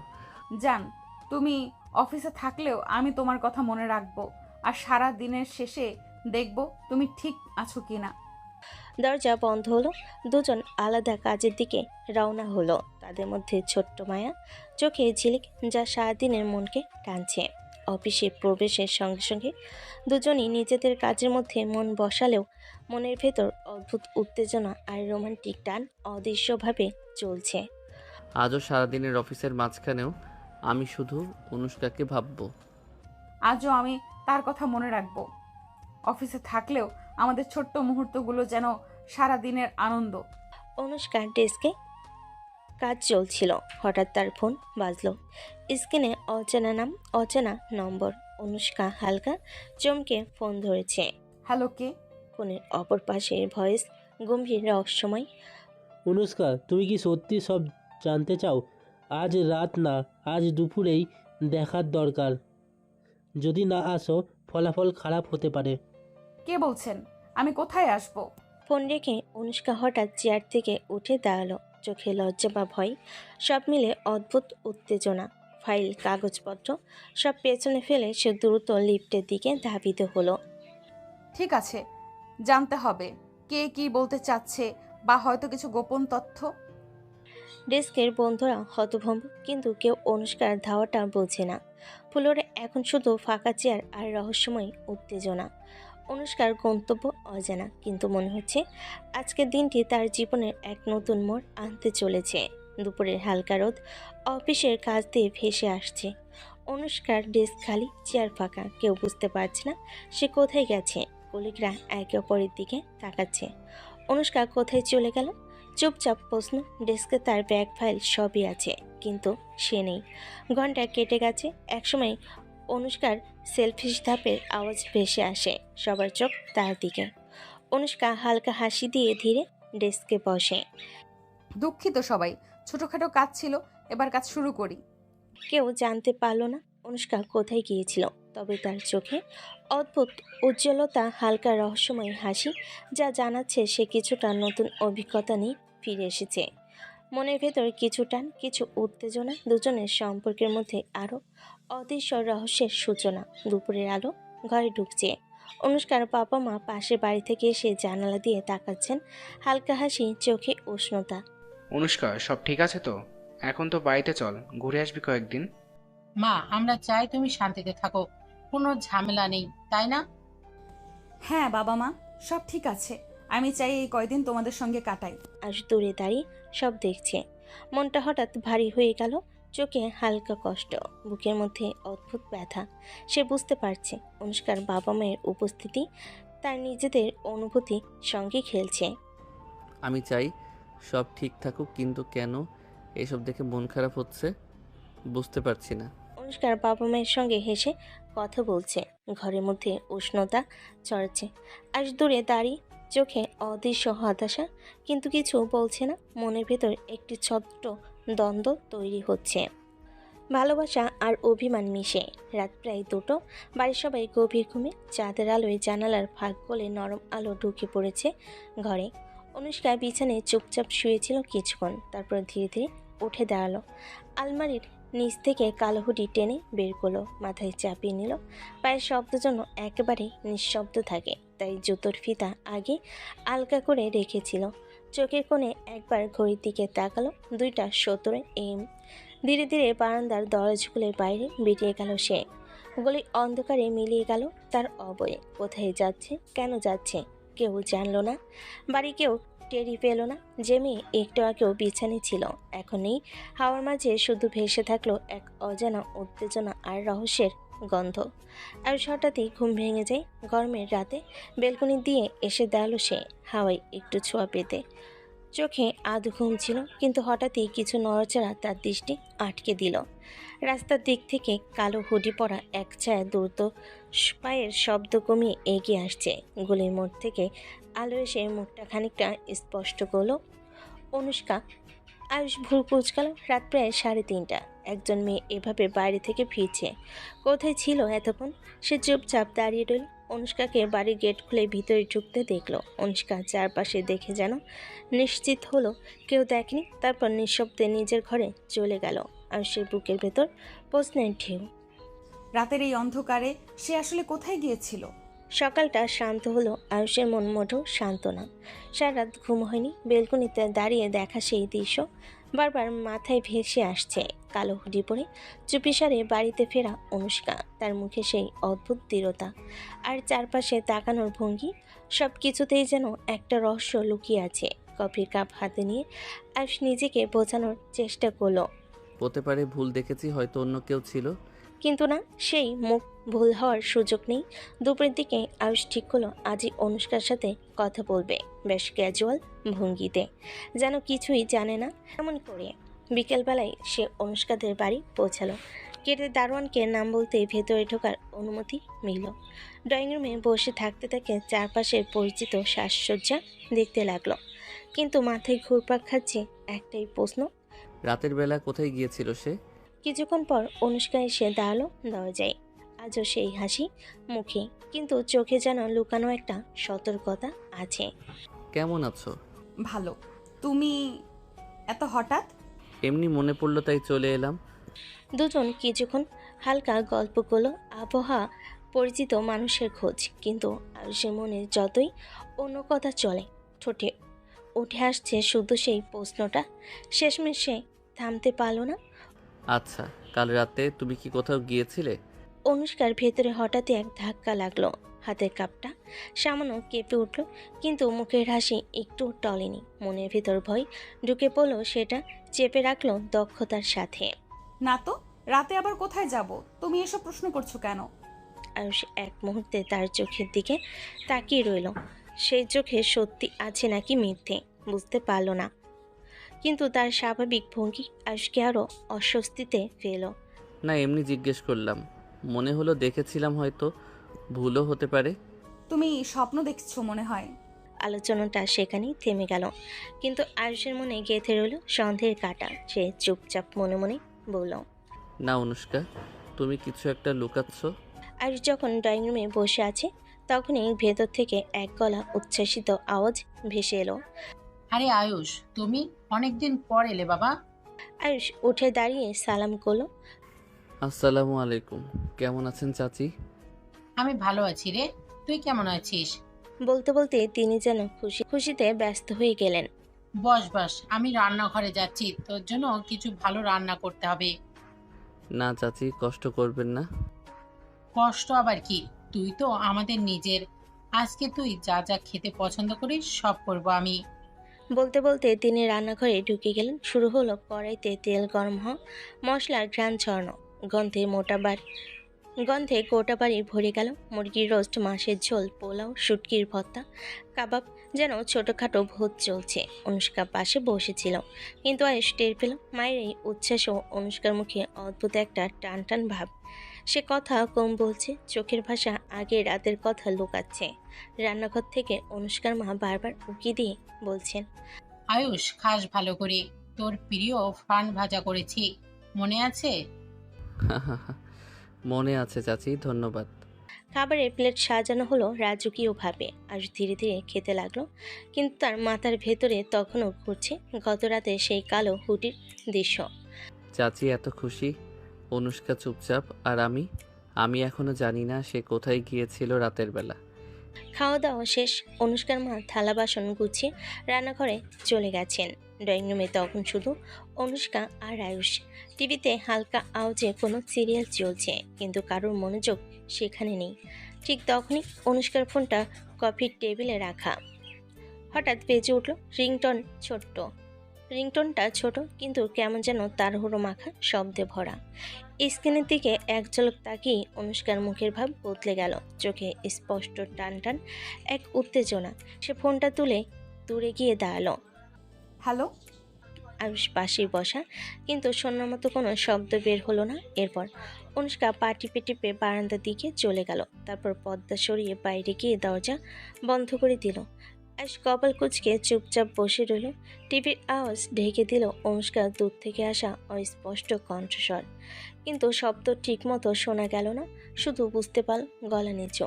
আজকের কথাগুলো দ্রুত। কয়েক মিনিট পর অনুষ্কা আবার ভেতরে ফিরল, মুখে কেমন যেন জোর করে দেওয়া হাসি, যেন কিছুই হয়নি। কে ফোন করছিল?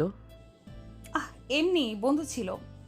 সে বসে পড়ল, কিন্তু তার চোখে মুখে সেই অদৃশ্য চাপা গোপনীয়তা এখনো স্পষ্ট। আর কিছু না বলে শুধু মাথা নেড়ে রইল, কিন্তু ভেতরে ভাবল। না অনুষ্কা, তুমি নিশ্চিত কিছু লুকাচ্ছ? সন্ধ্যা নামতেই আয়ুষ বিদায় নিল। অনুষ্কার মা অনেক অনুরোধ করলেন রাতের খাবার খেয়ে যেতে, কিন্তু আয়ুষ শুধু হাসি দিয়ে বলল, চাচি, আজ কিছু কাজ আছে, আবার আসবো। বাড়ি পৌঁছেই ঘরে ঢুকেই সোফায় বসে পড়ল। লাইট জ্বলছে, টিভি চলছে, কিন্তু তার মনোযোগ সেসবের দিকে নেই। হাতের ফোনটা উল্টে পাল্টে দেখতে দেখতে মনে মনে বলল, সে কি করছে আসলে?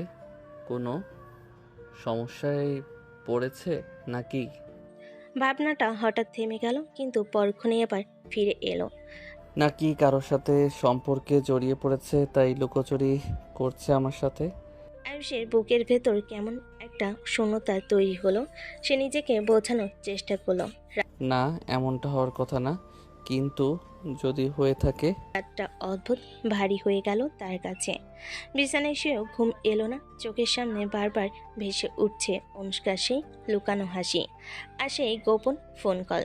রাত প্রায় 12:30। শহরের আলো ধীরে ধীরে নিস্তেজ হয়ে আসছে, চারপাশে হালকা হাওয়ার শব্দ। আয়ুষ বেলকুনিতে দাঁড়িয়ে আছে, হাতে এক গ্লাস পানি। মন তার পুরোপুরি অন্যদিকে। অনুষ্কার রহস্যময় আচরণ, গত রাতের গোপন ফোন আলাপ। ঠিক তখনই তার চোখে পড়ল সামনের বাড়ির গেটের দিকে। গেটটা আস্তে আস্তে খুলল। অন্ধকার ভেতরে থেকে একটা পরিচিত অবৈ বেরিয়ে এলো, কালো হুডি মাথায়, হাতে ছোট্ট একটা ব্যাগ। অনুষ্কা। আয়ুষের ঠোঁট থেকে শব্দ বেরোলো না, কিন্তু বুকের ভিতর ধপধপ শব্দ বেড়ে গেল। সে সময় নষ্ট করলো না, চুপচাপ নিচের কোটটা গায়ে চাপিয়ে নিচে নেমে এলো।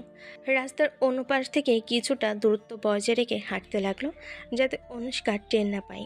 গলির পর গলি পেরিয়ে অনুষ্কা হাঁটছে দ্রুত, কোনো দিকে তাকাচ্ছে না, যেন কারোর সাথে দেখা করার তাড়া আছে।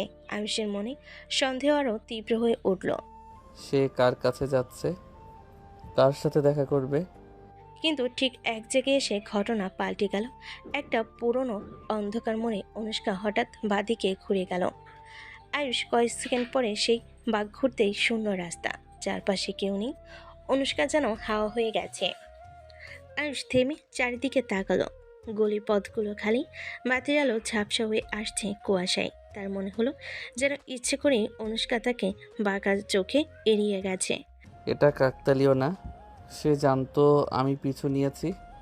রাতের ঠান্ডা হাওয়া হাড়ে কেটে ঢুকতে লাগলো, কিন্তু আয়ুষের বুকের ভেতর তখন কেবলই জ্বলন্ত প্রশ্ন।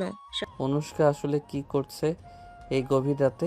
সকালে রোদ ফোটার কিছু পরেই আয়ুষ অনুষ্কাদের বাড়ির সামনে এসে থামলো।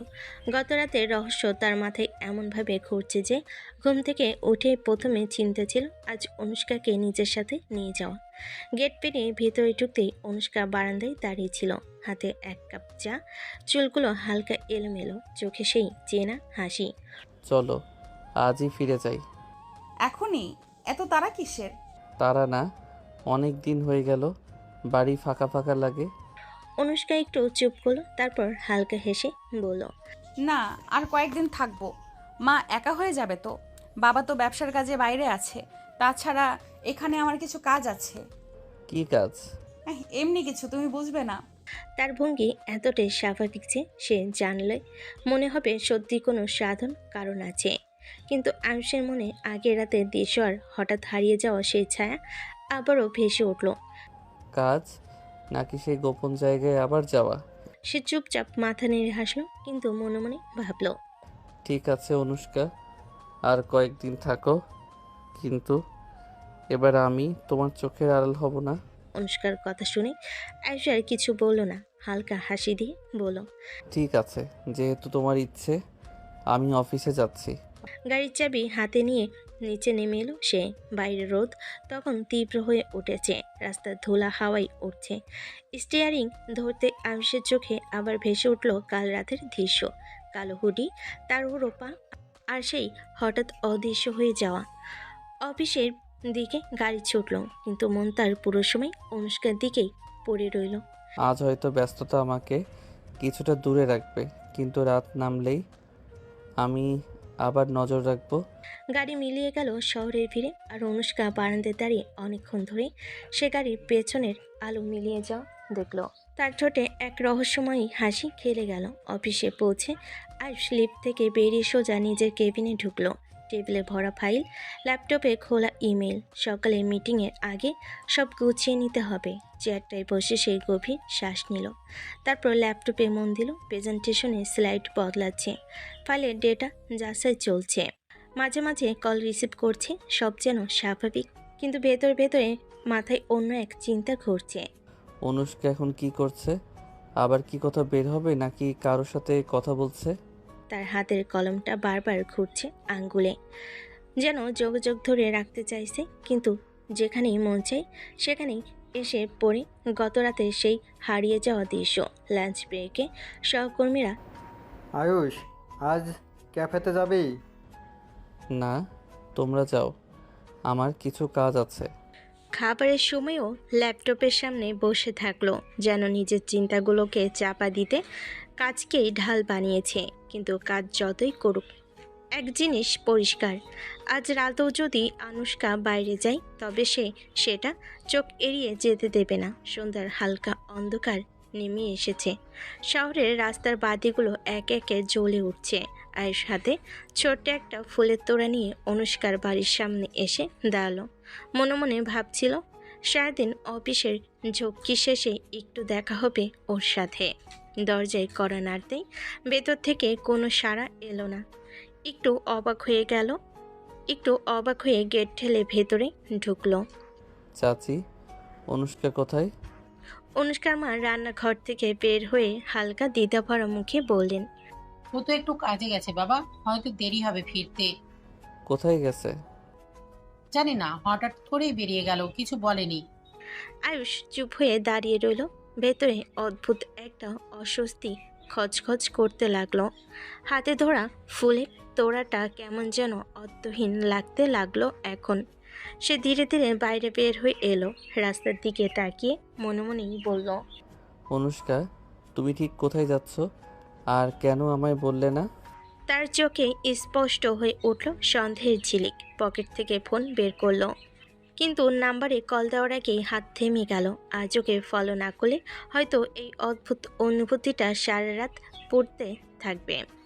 রাত প্রায় 2:30। আয়ুষ ঘুমাতে পারছে না। বেলকনিতে দাঁড়িয়ে সিগারেট হাতে ফাঁকা রাস্তায় তাকিয়ে আছে। হঠাৎ দূরে একটা গাড়ি এসে থামলো অনুষ্কাদের বাড়ির সামনে। আয়ুষ চোখ কুঁচকে দেখল, গাড়ি থেকে নেমে এলো অনুষ্কা, আর তার সাথে এক অচেনা ছেলেটা কিছু একটা বলল, আর অনুষ্কা হেসে উত্তর দিল। তাদের ভেতরে যাওয়ার আগে ছেলেটা অনুষ্কার কাঁধে হাত রাখলো। আয়ুষের রক্ত গরম হয়ে গেল মুহূর্তেই। হৃৎপিণ্ড ধুকধুক করছে। হাতে সিগারেট মাটিতে ফেলে দিল। দ্বিতীয়বার ভাবার সুযোগ না দিয়ে সোজা নিচে নেমে অনুষ্কাদের বাড়ির গেটে পৌঁছে গেল। গেট ঠেলে ঢুকে দরজা ধাক্কা মেরে খুলে দিল। আয়ুষ, তুমি এখানে এই সময়? শেষ কথা হওয়ার আগেই আয়ুষ গরম রাগে তার গালে থাপ্পড় দিয়ে দিল। আয়ুষ গর্জে উঠল, তোমাকে আমি মানুষ ভেবেছিলাম, কিন্তু তুই চরিত্রহীন। তোর মতো মেয়ের সাথে আমার কোনো সম্পর্ক নেই। আমার জীবনে তোর কোনো জায়গা নেই অনুষ্কা। অনুষ্কার চোখে অশ্রু জমে উঠল, ঠোঁট কাঁপছে। সে কিছু বলতে চাইল, কিন্তু আয়ুষ একটা কথাও শুনল না। পেছন ফিরে বেরিয়ে গেল অন্ধকার রাস্তায়। তার পদক্ষেপে যেন প্রতিশোধের আগুন জ্বলছে। দরজার সামনে স্থির দাঁড়িয়ে রইল অনুষ্কা। গালের একপাশে আয়ুষের থাপ্পড়ের জ্বালা যেন পুরো শরীরে ছড়িয়ে পড়েছে, কিন্তু তার চেয়ে বেশি ব্যথা লাগছে হৃদয়ে। চোখের পানি গড়িয়ে পড়তে পড়তে ঠোঁট কামড়ে মনে মনে বলল, একটা কথাও শুনলে না আয়ুষ? শুধু ভুল বুঝলে। আমি কি পরিস্থিতিতে পড়েছিলাম, কেন এই ছেলের সাথে ছিলাম, সেটা জানারও চেষ্টা করলে না। তার গলা ভারী হয়ে এলো। দরজা বন্ধ করে ধীরে ধীরে ঘরে ঢুকলো, কিন্তু বুকের ভেতরে সেই কষ্ট যেন দরজার বাইরে দাঁড়িয়ে থেকে তাকে বিদ্ধ করতে থাকলো। রাতের অন্ধকার তখনও শহরকে শক্ত করে জড়িয়ে রেখেছে। পরের সকাল, আয়ুষ নিজের বাড়িতে বসে আছে, মুখে রাগের ছাপ স্পষ্ট। ডাইনিং টেবিলে বসে তার বাবা মা অবাক দৃষ্টিতে তাকাচ্ছেন। আমি অনুষ্কাকে ডিভোর্স দিতে চাই। মুহূর্তেই টেবিলে নীরবতা নেমে এলো। তার মা কেঁপে উঠে বললেন, কি বলছো তুমি আয়ুষ? সব তো ঠিক ছিল, হঠাৎ কি হলো? বিয়ে হলো মাত্র কয়েক মাস আর এখনই এই সিদ্ধান্ত? কোনো কারণ তো বলো। কারণ বলার কিছু নেই। আমি ওকে গত রাতে এমন কারোর সাথে দেখেছি যেটা আমার কাছে অগ্রহণযোগ্য।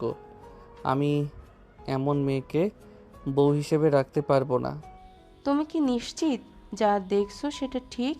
হয়তো ভুল বুঝছো। অনুষ্কা খুব ভালো মেয়ে। মা প্লিজ, আমি একবার যা ঠিক করি সেটা আর বদলাই না। তুমি রাগে আছো তাই এখন এমন বলছো। একবার অনুষ্কার সাথে বসে কথা বলো, তারপর সিদ্ধান্ত নাও। কিন্তু আয়ুষ গম্ভীর মুখে চেয়ার ঠেলে উঠে গেল, যেন তার সিদ্ধান্ত পাথরের মতো দৃঢ় হয়ে গেছে। অন্যদিকে অনুষ্কা ঘরের এক কোণে বসে আছে, গালে এখনো থাপ্পড়ের দাগ হালকা লালচে হয়ে আছে, কিন্তু সেটা যতটা কষ্ট দিচ্ছে তার চেয়ে বেশি ব্যথা দিচ্ছে আয়ুষের অবিশ্বাস। মনে মনে সে শুধু একটা কথাই ভাবছে, আমি তো সব বুঝিয়ে বলতে চেয়েছিলাম, কিন্তু সে একটুও সুযোগ দিল না। দুপুরবেলা আয়ুষের চোখে এখনও রাতে সেই দৃশ্য ভাবছে। গভীর রাতে অনুষ্কা আর তার পাশে অচেনা একজন পুরুষ। যতবার ভাবছে রাগে বুক ধরফর করছে। সে ফোনে কিছু না বলে সোজা অনুষ্কাদের বাড়ির দিকে রওনা দিল। চাচি, অনুষ্কা আছে? হ্যাঁ বাবা আছে, তুমি ভেতরে এসো।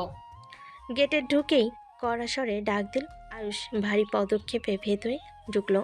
ড্রয়িং রুমের সোফায় বসে থাকা অনুষ্কা মাথা তুলে তাকাতেই তার চোখে একরাশ অবাক ভাব। আয়ুষ ঠান্ডা অথচ ধারালো গলায় বলল, আমি তোমাকে ডিভোর্স দিতে চাই। কথাটা যেন বজ্রপাতের মতো আশ্রে পড়ল ঘরের ভেতর। অনুষ্কা চোখ বড় বড় করে তাকালো। কি বলছো তুমি? হঠাৎ কেন? তুমি জানো খুব ভালো করে, প্রথমত এই বিয়েটা আমি চাইনি, তোমাদের চাপে পড়েই রাজি হয়েছিলাম, কিন্তু মনে নিয়েছিলাম চেষ্টা করব। অথচ তুমি এখন অন্য ছেলের সাথে রাত বিরেতে ঘোরাঘুরি করছো, পরকীয়া করছো। এটা আমি কোনোভাবেই মানব না। তুমি কি পাগল হয়েছো? যা দেখছো সেটা। চুপ। আমি যা দেখেছি সেটা যথেষ্ট। আমার বউ হয়ে অন্য পুরুষের সাথে ঘোরাঘুরি আমার কাছে এটা নোংরা, আর আমি নোংরামি সহ্য করব না। এই সময় অনুষ্কার বাবা ঘরে ঢুকলেন। কি হচ্ছে এখানে? এত চিৎকার কেন? চাচা, আমি অনুষ্কাকে। কি বলছো? সব তো ঠিক ছিল, হঠাৎ এই সিদ্ধান্ত কেন? কারণ আমার বউ অন্য পুরুষের সাথে গভীর রাতে ফিরেছে। আমি চোখে দেখেছি। আমি এই ধরনের সম্পর্ক মেনে নিতে পারি না। আয়ুষ হয়তো ভুল বুঝেছো, অনুষ্কা তো এমন মেয়ে নয়। চাচি, আমি কাউকে বোঝাতে আসিনি, আমি শুধু আমার সিদ্ধান্ত জানাতে এসেছি। অনুষ্কা তখনও স্তব্ধ হয়ে বসে আছে, চোখে পানি জমে উঠেছে। মনে মনে বলছে, তুমি একবারও আমার কথা শুনলে না আয়ুষ, শুধু ভুল বুঝলে। একবার অন্তত বলার সুযোগ দিতে পারতে। ঘরে ভেতরে ভারী নীরবতা নেমে এলো। আয়ুষ আর কিছু না বলে পেছনে বেরিয়ে গেল। আর অনুষ্কার বাবা মা হতবাক দৃষ্টিতে মেয়ের দিকে তাকিয়ে রইলেন। ঘরের ভেতরে যেন এক অদৃশ্য ভারী কুয়াশা জমে আছে। আয়ুষ চলে যাওয়ার পর থেকে অনুষ্কা নিঃশব্দে বসে আছে সোফায়। চোখে জমে থাকা পানিটা মুছছেও না। মনের ভেতর একদিকে রাগ, অন্যদিকে অগাধ কষ্ট জমে পাহাড় হয়ে গেছে। বাবা মা দুজনই তার মুখের দিকে তাকিয়ে আছেন, কিন্তু কোনো কথা বেরোচ্ছে না। হঠাৎ অনুষ্কা মাথা ঘুরে একটু দুলে উঠল। অনুষ্কা! মায়ের চিৎকারে বাবা এগিয়ে গিয়ে তাকে ধরলেন, কিন্তু ততক্ষণে সে জ্ঞান হারিয়ে মেঝেতে লুটিয়ে পড়েছে। আল্লাহ, অনুষ্কা তাড়াতাড়ি ডাক্তার ডাকো। মিনিট খানেকের মধ্যেই পাশের ফ্যামিলি ডাক্তারের আগমন। ডাক্তার স্ট্যাথোস্কোপ দিয়ে শুনে ব্লাড প্রেশার মেপে হালকা হাসি দিলেন। চিন্তার কিছু নেই, ও অতিরিক্ত মানসিক চাপে জ্ঞান হারিয়েছে। তবে একটা ভালো খবর আছে। বাবা মা দুজনেই অবাক হয়ে তাকালেন। ভালো খবর? আপনার মেয়ে মা হতে চলেছে, প্রায় 2 মাসের প্রেগন্যান্ট। কথাটা যেন ঘরের ভেতরে এক অদ্ভুত নীরব বিস্ফোরণ ঘটালো। মা অবাক হয়ে মেয়ের মুখে হাত রাখলেন। তুই তো আমাকে কিছুই বলিসনি। এত বড় সুখবর, আর ওর স্বামী আজ ডিভোর্সের কথা বলে গেল। এই সময় অনুষ্কা আস্তে আস্তে চোখ মেল, মায়ের কোলের উপর মাথা রেখে অস্পষ্ট কণ্ঠে বলল, মা আমি কিছুই ভুল করিনি, শুধু একবার সুযোগ দিলেই সব বুঝিয়ে বলতে পারতাম। তার চোখের কোণে জমে থাকা জল যেন নীরবে সব কথা বলে দিল, যা কাউকে বলার আর দরকার রইল না। পরের সকাল, অনুষ্কা এখনো বিছানায় শুয়ে আছে, মুখটা ফ্যাকাশে। মা পাশে বসে তার কপালে হাত বুলিয়ে দিচ্ছেন। বাবা ফোন হাতে নিয়ে একটু দূরে দাঁড়িয়ে। বাবা গভীর শ্বাস নিয়ে নম্বর ডায়াল করলেন। আয়ুষ, তুমি কি একটু আসতে পারবে? জরুরি কথা ছিল। আমি ভেবেছি আমার আর আসার দরকার নেই, সিদ্ধান্ত তো দিয়ে গিয়েছি। না, আজ তোমার আসা দরকার। অনুষ্কার ব্যাপারে এমন কিছু জানার আছে, তোমার জানা উচিত। কিছুক্ষণ পর আয়ুষ ভেতরে ঢুকতে ঘরে অনুষ্কা বসে আছেন। বাবা সরাসরি বলে দিলেন, অনুষ্কা প্রেগনেন্ট, 2 মাসের। তুমি বাবা হতে চলেছ। কথাটা শোনা মাত্রই ঘরে এক মুহূর্ত নীরবতা। সবাই তাকিয়ে আছে আয়ুষের দিকে, তার প্রতিক্রিয়ার অপেক্ষায়। আয়ুষের মুখে কিন্তু আনন্দের কোনো ছাপ নেই, বরং ঠান্ডা এক রাগ। হয়তো এই বাচ্চাটা আমার নয়, হতে পারে ওর প্রেমিকের বাচ্চা। কথাটা যেন ঘরের ভেতর ছুরি হয়ে কেটে গেল। অনুষ্কার চোখে এক মুহূর্তেই আগুন জ্বলে উঠল। সে বিছানা থেকে উঠে সোজা আয়ুষের সামনে গিয়ে দাঁড়ালো, তারপর সবার সামনে ঝাপটা দিয়ে এক থাপ্পড় মারল। তুমি আমার স্বামী হয়ে আমার চরিত্র নিয়ে এমন কথা বলার সাহস কোথা থেকে পাও? তুমি যা দেখেছো সেটা অর্ধেক সত্যি, আর অর্ধেক সত্যি জানতে চাওনি। কিন্তু আমার মাতৃত্ব নিয়ে নোংরা সন্দেহ, এটা আমি কোনোদিন মাফ করব না। আয়ুষ, তুমি নিজের স্ত্রীকে অপমান করছো, অথচ একবারও তার কথা শুনলে না। আজ তুমি আমাদের বাড়ি থেকে বেরিয়ে যাও। যখন সত্যিটা জানবে তখন নিজের মুখ দেখতে লজ্জা লাগবে। আয়ুষ হতভম্ব হয়ে দাঁড়িয়ে রইল, কিন্তু তার মুখে এখনো একগুঁয়ে অবিশ্বাসের ছাপ। অনুষ্কা মুখ ফিরিয়ে জানালার দিকে তাকালো, চোখে ওসো আর ঠোঁটে অভিমান জমে রইল। ঘরের ভেতর এখনো থাপ্পড়ের শব্দ যেন বাতাসে আসছে। আয়ুষ সবার সামনে অপমানজনক কথা বলে চুপ হয়ে দাঁড়িয়ে আছে। অনুষ্কার আগে শ্বাস নিচ্ছে ভারী ভারী, তার চোখে জল, কিন্তু কণ্ঠে কঠিন দৃঢ়তা। কখনো জানতে চেয়েছো আয়ুষ আমি কি কাজ করি? কারণ তুমি জানার চেষ্টা করনি। আমি সিআইডি অফিসার আয়ুষ।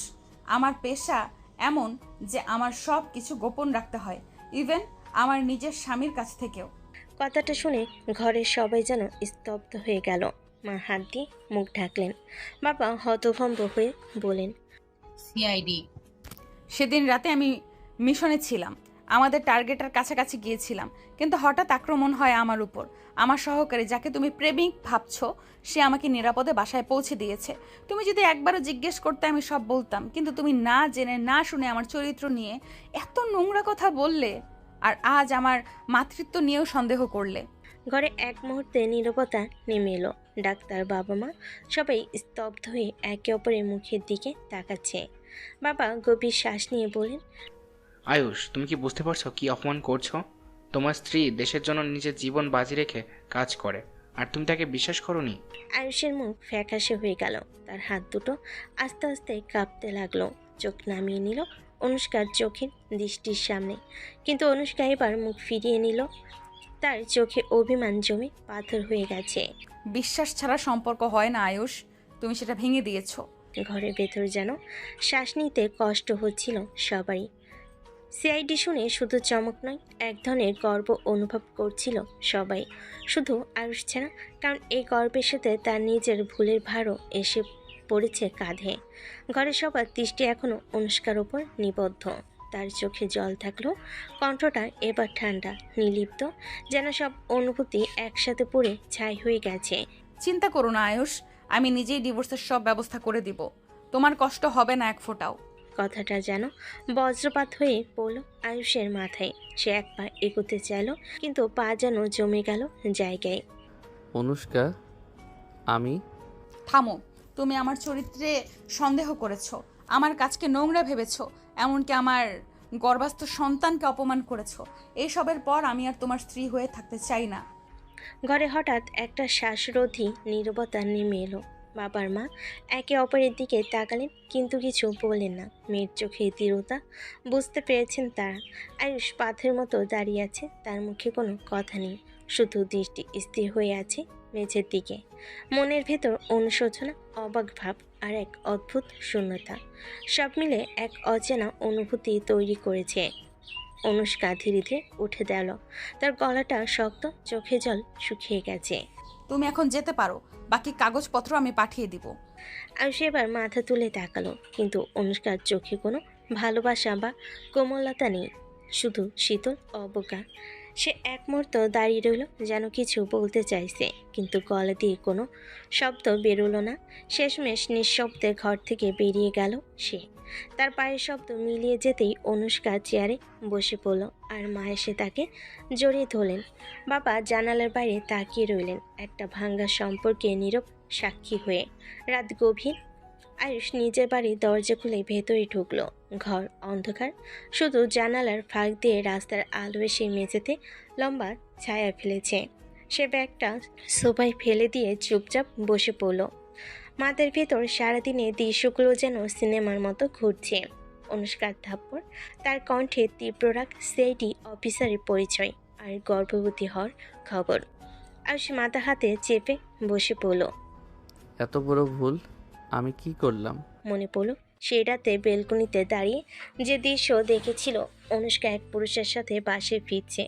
তখন এরাকে অন্ধ হয়ে গিয়েছিল সে, কিন্তু আজ বুঝতে পারল নিজের চোখে যা দেখা আর তারও পেছনে সত্যি থাকতে পারে। আর সেই সত্যিটা শোনার ধৈর্য তার ছিল না।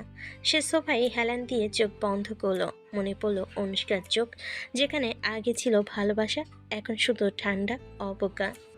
ও কি আমাকে ক্ষমা করবে, নাকি সব শেষ হয়ে গেছে?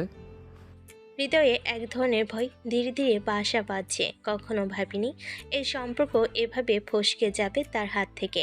আর এখন বুঝেছে বিশ্বাস ছাড়া কোনো সম্পর্ক টিকে না। কিন্তু এই উপলব্ধি হয়তো অনেক দেরিতে এসেছে। জানালার বাইরে চাঁদের আলো নরমভাবে ঘরে ঢুকছে, কিন্তু আয়ুষের মনে কোনো আলো নেই, শুধু অন্ধকার, অনুশোচনা আর হারিয়ে ফেলার ভয়। দিনের আলো, অনুষ্কাদের বাসা। আয়ুষ হাতে কাঁপতে কাঁপতে দরজার ঘন্টা বাজালো। দরজা খুলে অনুষ্কার মা চমকে তাকালেন। আয়ুষ, তুমি এখানে? আমি আমি অনুষ্কাকে দেখতে এসেছি মা, ক্ষমা চাইতে। আয়ুষের কণ্ঠ কেঁপে উঠছে। ভেতরে ঢুকেই সে সরাসরি অনুষ্কাকে দেখল। সোফায় বসে আছে অনুষ্কা, চোখে ঠান্ডা দৃঢ়তা। আয়ুষ ধীরে ধীরে বলল, অনুষ্কা, আমি ভুল করেছি। আমি তোমার উপর বিশ্বাস হারিয়েছি, কিন্তু সব ভুল বোঝাবুঝি। আমি ক্ষমা চাই। আবার একবার আমাকে সুযোগ দাও। তুমি কি আমার ভালোবাসা, আমার সন্তান, আমার সব কিছুর উপরে প্রশ্ন তুললে? তারপর তুমি এখানে ফিরে এসে ক্ষমা চাও? আমি বুঝতে পারছি আমি যে ভুল করেছি। আমি শুধু তোমার কাছে ফিরে যেতে চাই। অনুষ্কার চোখে অশ্রু নেই, শুধু পাথরের মতো অভিমান। না আয়ুষ, আমি তোমার কাছে ফিরে যেতে চাই না। তুমি আমার বিশ্বাস ভেঙেছো, আমার সন্তান, আমার ভালোবাসার উপর অবিশ্বাস প্রকাশ করলে। সেই ক্ষতি আর কখনো মেরামত করা যাবে না। আয়ুষ চুপ হয়ে দাঁড়িয়ে আছে, তার গলা শুকিয়ে গেছে, কণ্ঠ বেরোচ্ছে না। মনের ভেতর সব অনুশোচনা আর আফসোস মিলেমিশে এক ভারী স্মৃতি তৈরি করেছে। অনুষ্কার চোখে ঠান্ডা দৃঢ়তা আর মুখে অভিমান। আজ থেকে আমাদের পথ আলাদা, তুমি চলে যাও, আমি এগোচ্ছি আমার পথে। আয়ুষ শেষবার চোখে তাকিয়ে ধীরে ধীরে পেছন ঘুরল। ঘরে বাতাস শুধু নীরবতা আর ভেঙে যাওয়া বিশ্বাসের সিঁড়ির শব্দ। রাতের অন্ধকার।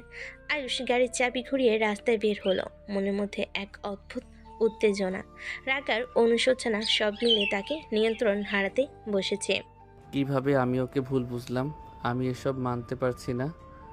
হঠাৎ ব্রেক না খেয়ে সে রাস্তার ওপর দ্রুত গতি নিয়ে গড়িয়ে যাচ্ছিল। রাতের ফাঁকা সড়ককেও গাড়ির নিয়ন্ত্রণ হারাতে শুরু করলো। একটা মোড়ে হঠাৎই চাকার চাপ হারিয়ে গেলে গাড়ি রাস্তার একপাশে গাছের সাথে ধাক্কা খেয়ে গেল। গাড়ি থেমে গেল। ধুলোমাটি উড়ে উঠল। আয়ুষ ভিতরে চেপে ধরে বুক, শ্বাস নিতে কষ্ট, হাত পা কেঁপে কেঁপে, মাথার ভিতর শুধু আফসোস আর রাগ আর ভয়। তারপর মারাত্মক অ্যাক্সিডেন্ট। রাতটি গভীর। অনুষ্কা ঘরে বসে নিজের কাজে মনোযোগ দিতে চাইলেও মনে একটি অজানা ভয় বাসা বাঁধছে। হঠাৎ তার ফোন বাজলো। স্ক্রিনে অজানা নাম্বার। হ্যালো অনুষ্কা, কি বলছি? মিস, এই ফোন মালিকের অ্যাক্সিডেন্ট হয়েছে, এখন সে হাসপাতালে আছে। অনুষ্কার হাত জড়সড় হয়ে গেল, মুখ ফ্যাকাশে হয়ে গেল, চোখ বড় বড় হয়ে রইল। হৃদস্পন্দন বেড়ে গেল মুহূর্তের মধ্যে। না, এটা হতে পারে না। মনে মনে বারবার বলছে, পা যেন মাটিতে আটকে গেছে, কিন্তু মন চিৎকার করছে। আমি তাকে হারাতে পারবো না। সর্বশেষ নিজের ভেতরে ভয় সামলে সে হুট করে বাইরে ছুটে গেল। হাঁটু কেঁপে যাচ্ছে, রাস্তায় পা দ্রুত গতি নিচ্ছে, যেন সময়ও তার সাথে দৌড়াচ্ছে। আয়ুষকে হারাবো না। মনে শুধু একটাই কথা, আর তা হলো হাসপাতালের দিকে পৌঁছানো। রাস্তার বাতি আলো ঝলমল করছে, কিন্তু অনুষ্কার চোখে সব অন্ধকার। মনে মনে শুধু শোনা কণ্ঠস্বর, সেই শব্দ ঘুরপাক খাচ্ছে। অ্যাক্সিডেন্ট। আর তার হৃদয় এক মুহূর্তে পাথরে পরিণত হয়েছে। হাসপাতালের আইসিইউ। রাত গভীর। আয়ুষের চোখ ধীরে ধীরে খুলল। হালকা আলোতে ফাঁকা বিছানা, চারপাশে নীরবতা। মাথায় একটু ব্যথা করছে, কিন্তু সে বুঝতে পারছে সে বেঁচে আছে।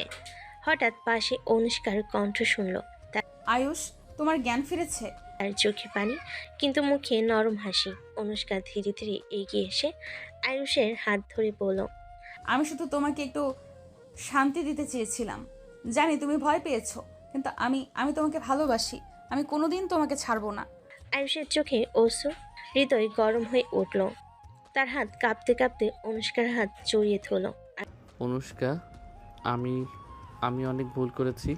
আমি তোমাকে আঘাত দিয়েছি, কিন্তু এখন বুঝেছি আমি তোমাকে ছাড়া বাঁচতে পারবো না। আমি অনেক ভালোবাসি তোমাকে।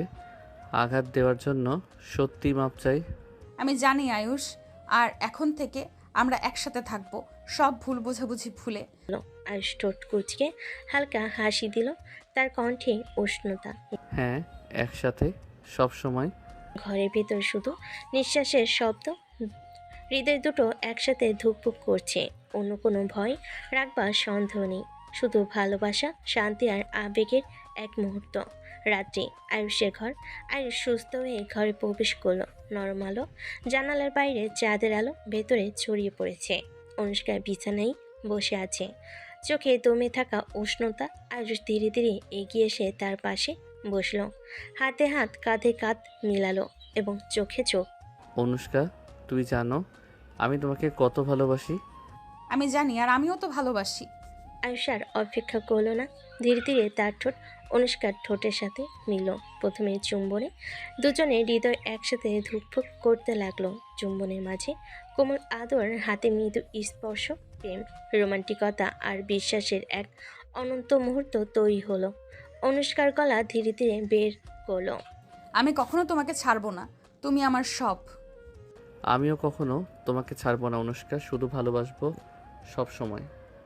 যাদের নরম আলো, নিঃশব্দ রাত, দুজনের হৃদয়ের স্পন্দন, সব মিলিয়ে এক রোমান্টিক রাত, যেখানে শুধু ভালোবাসা, চুম্বন আর আদরের ছোঁয়া।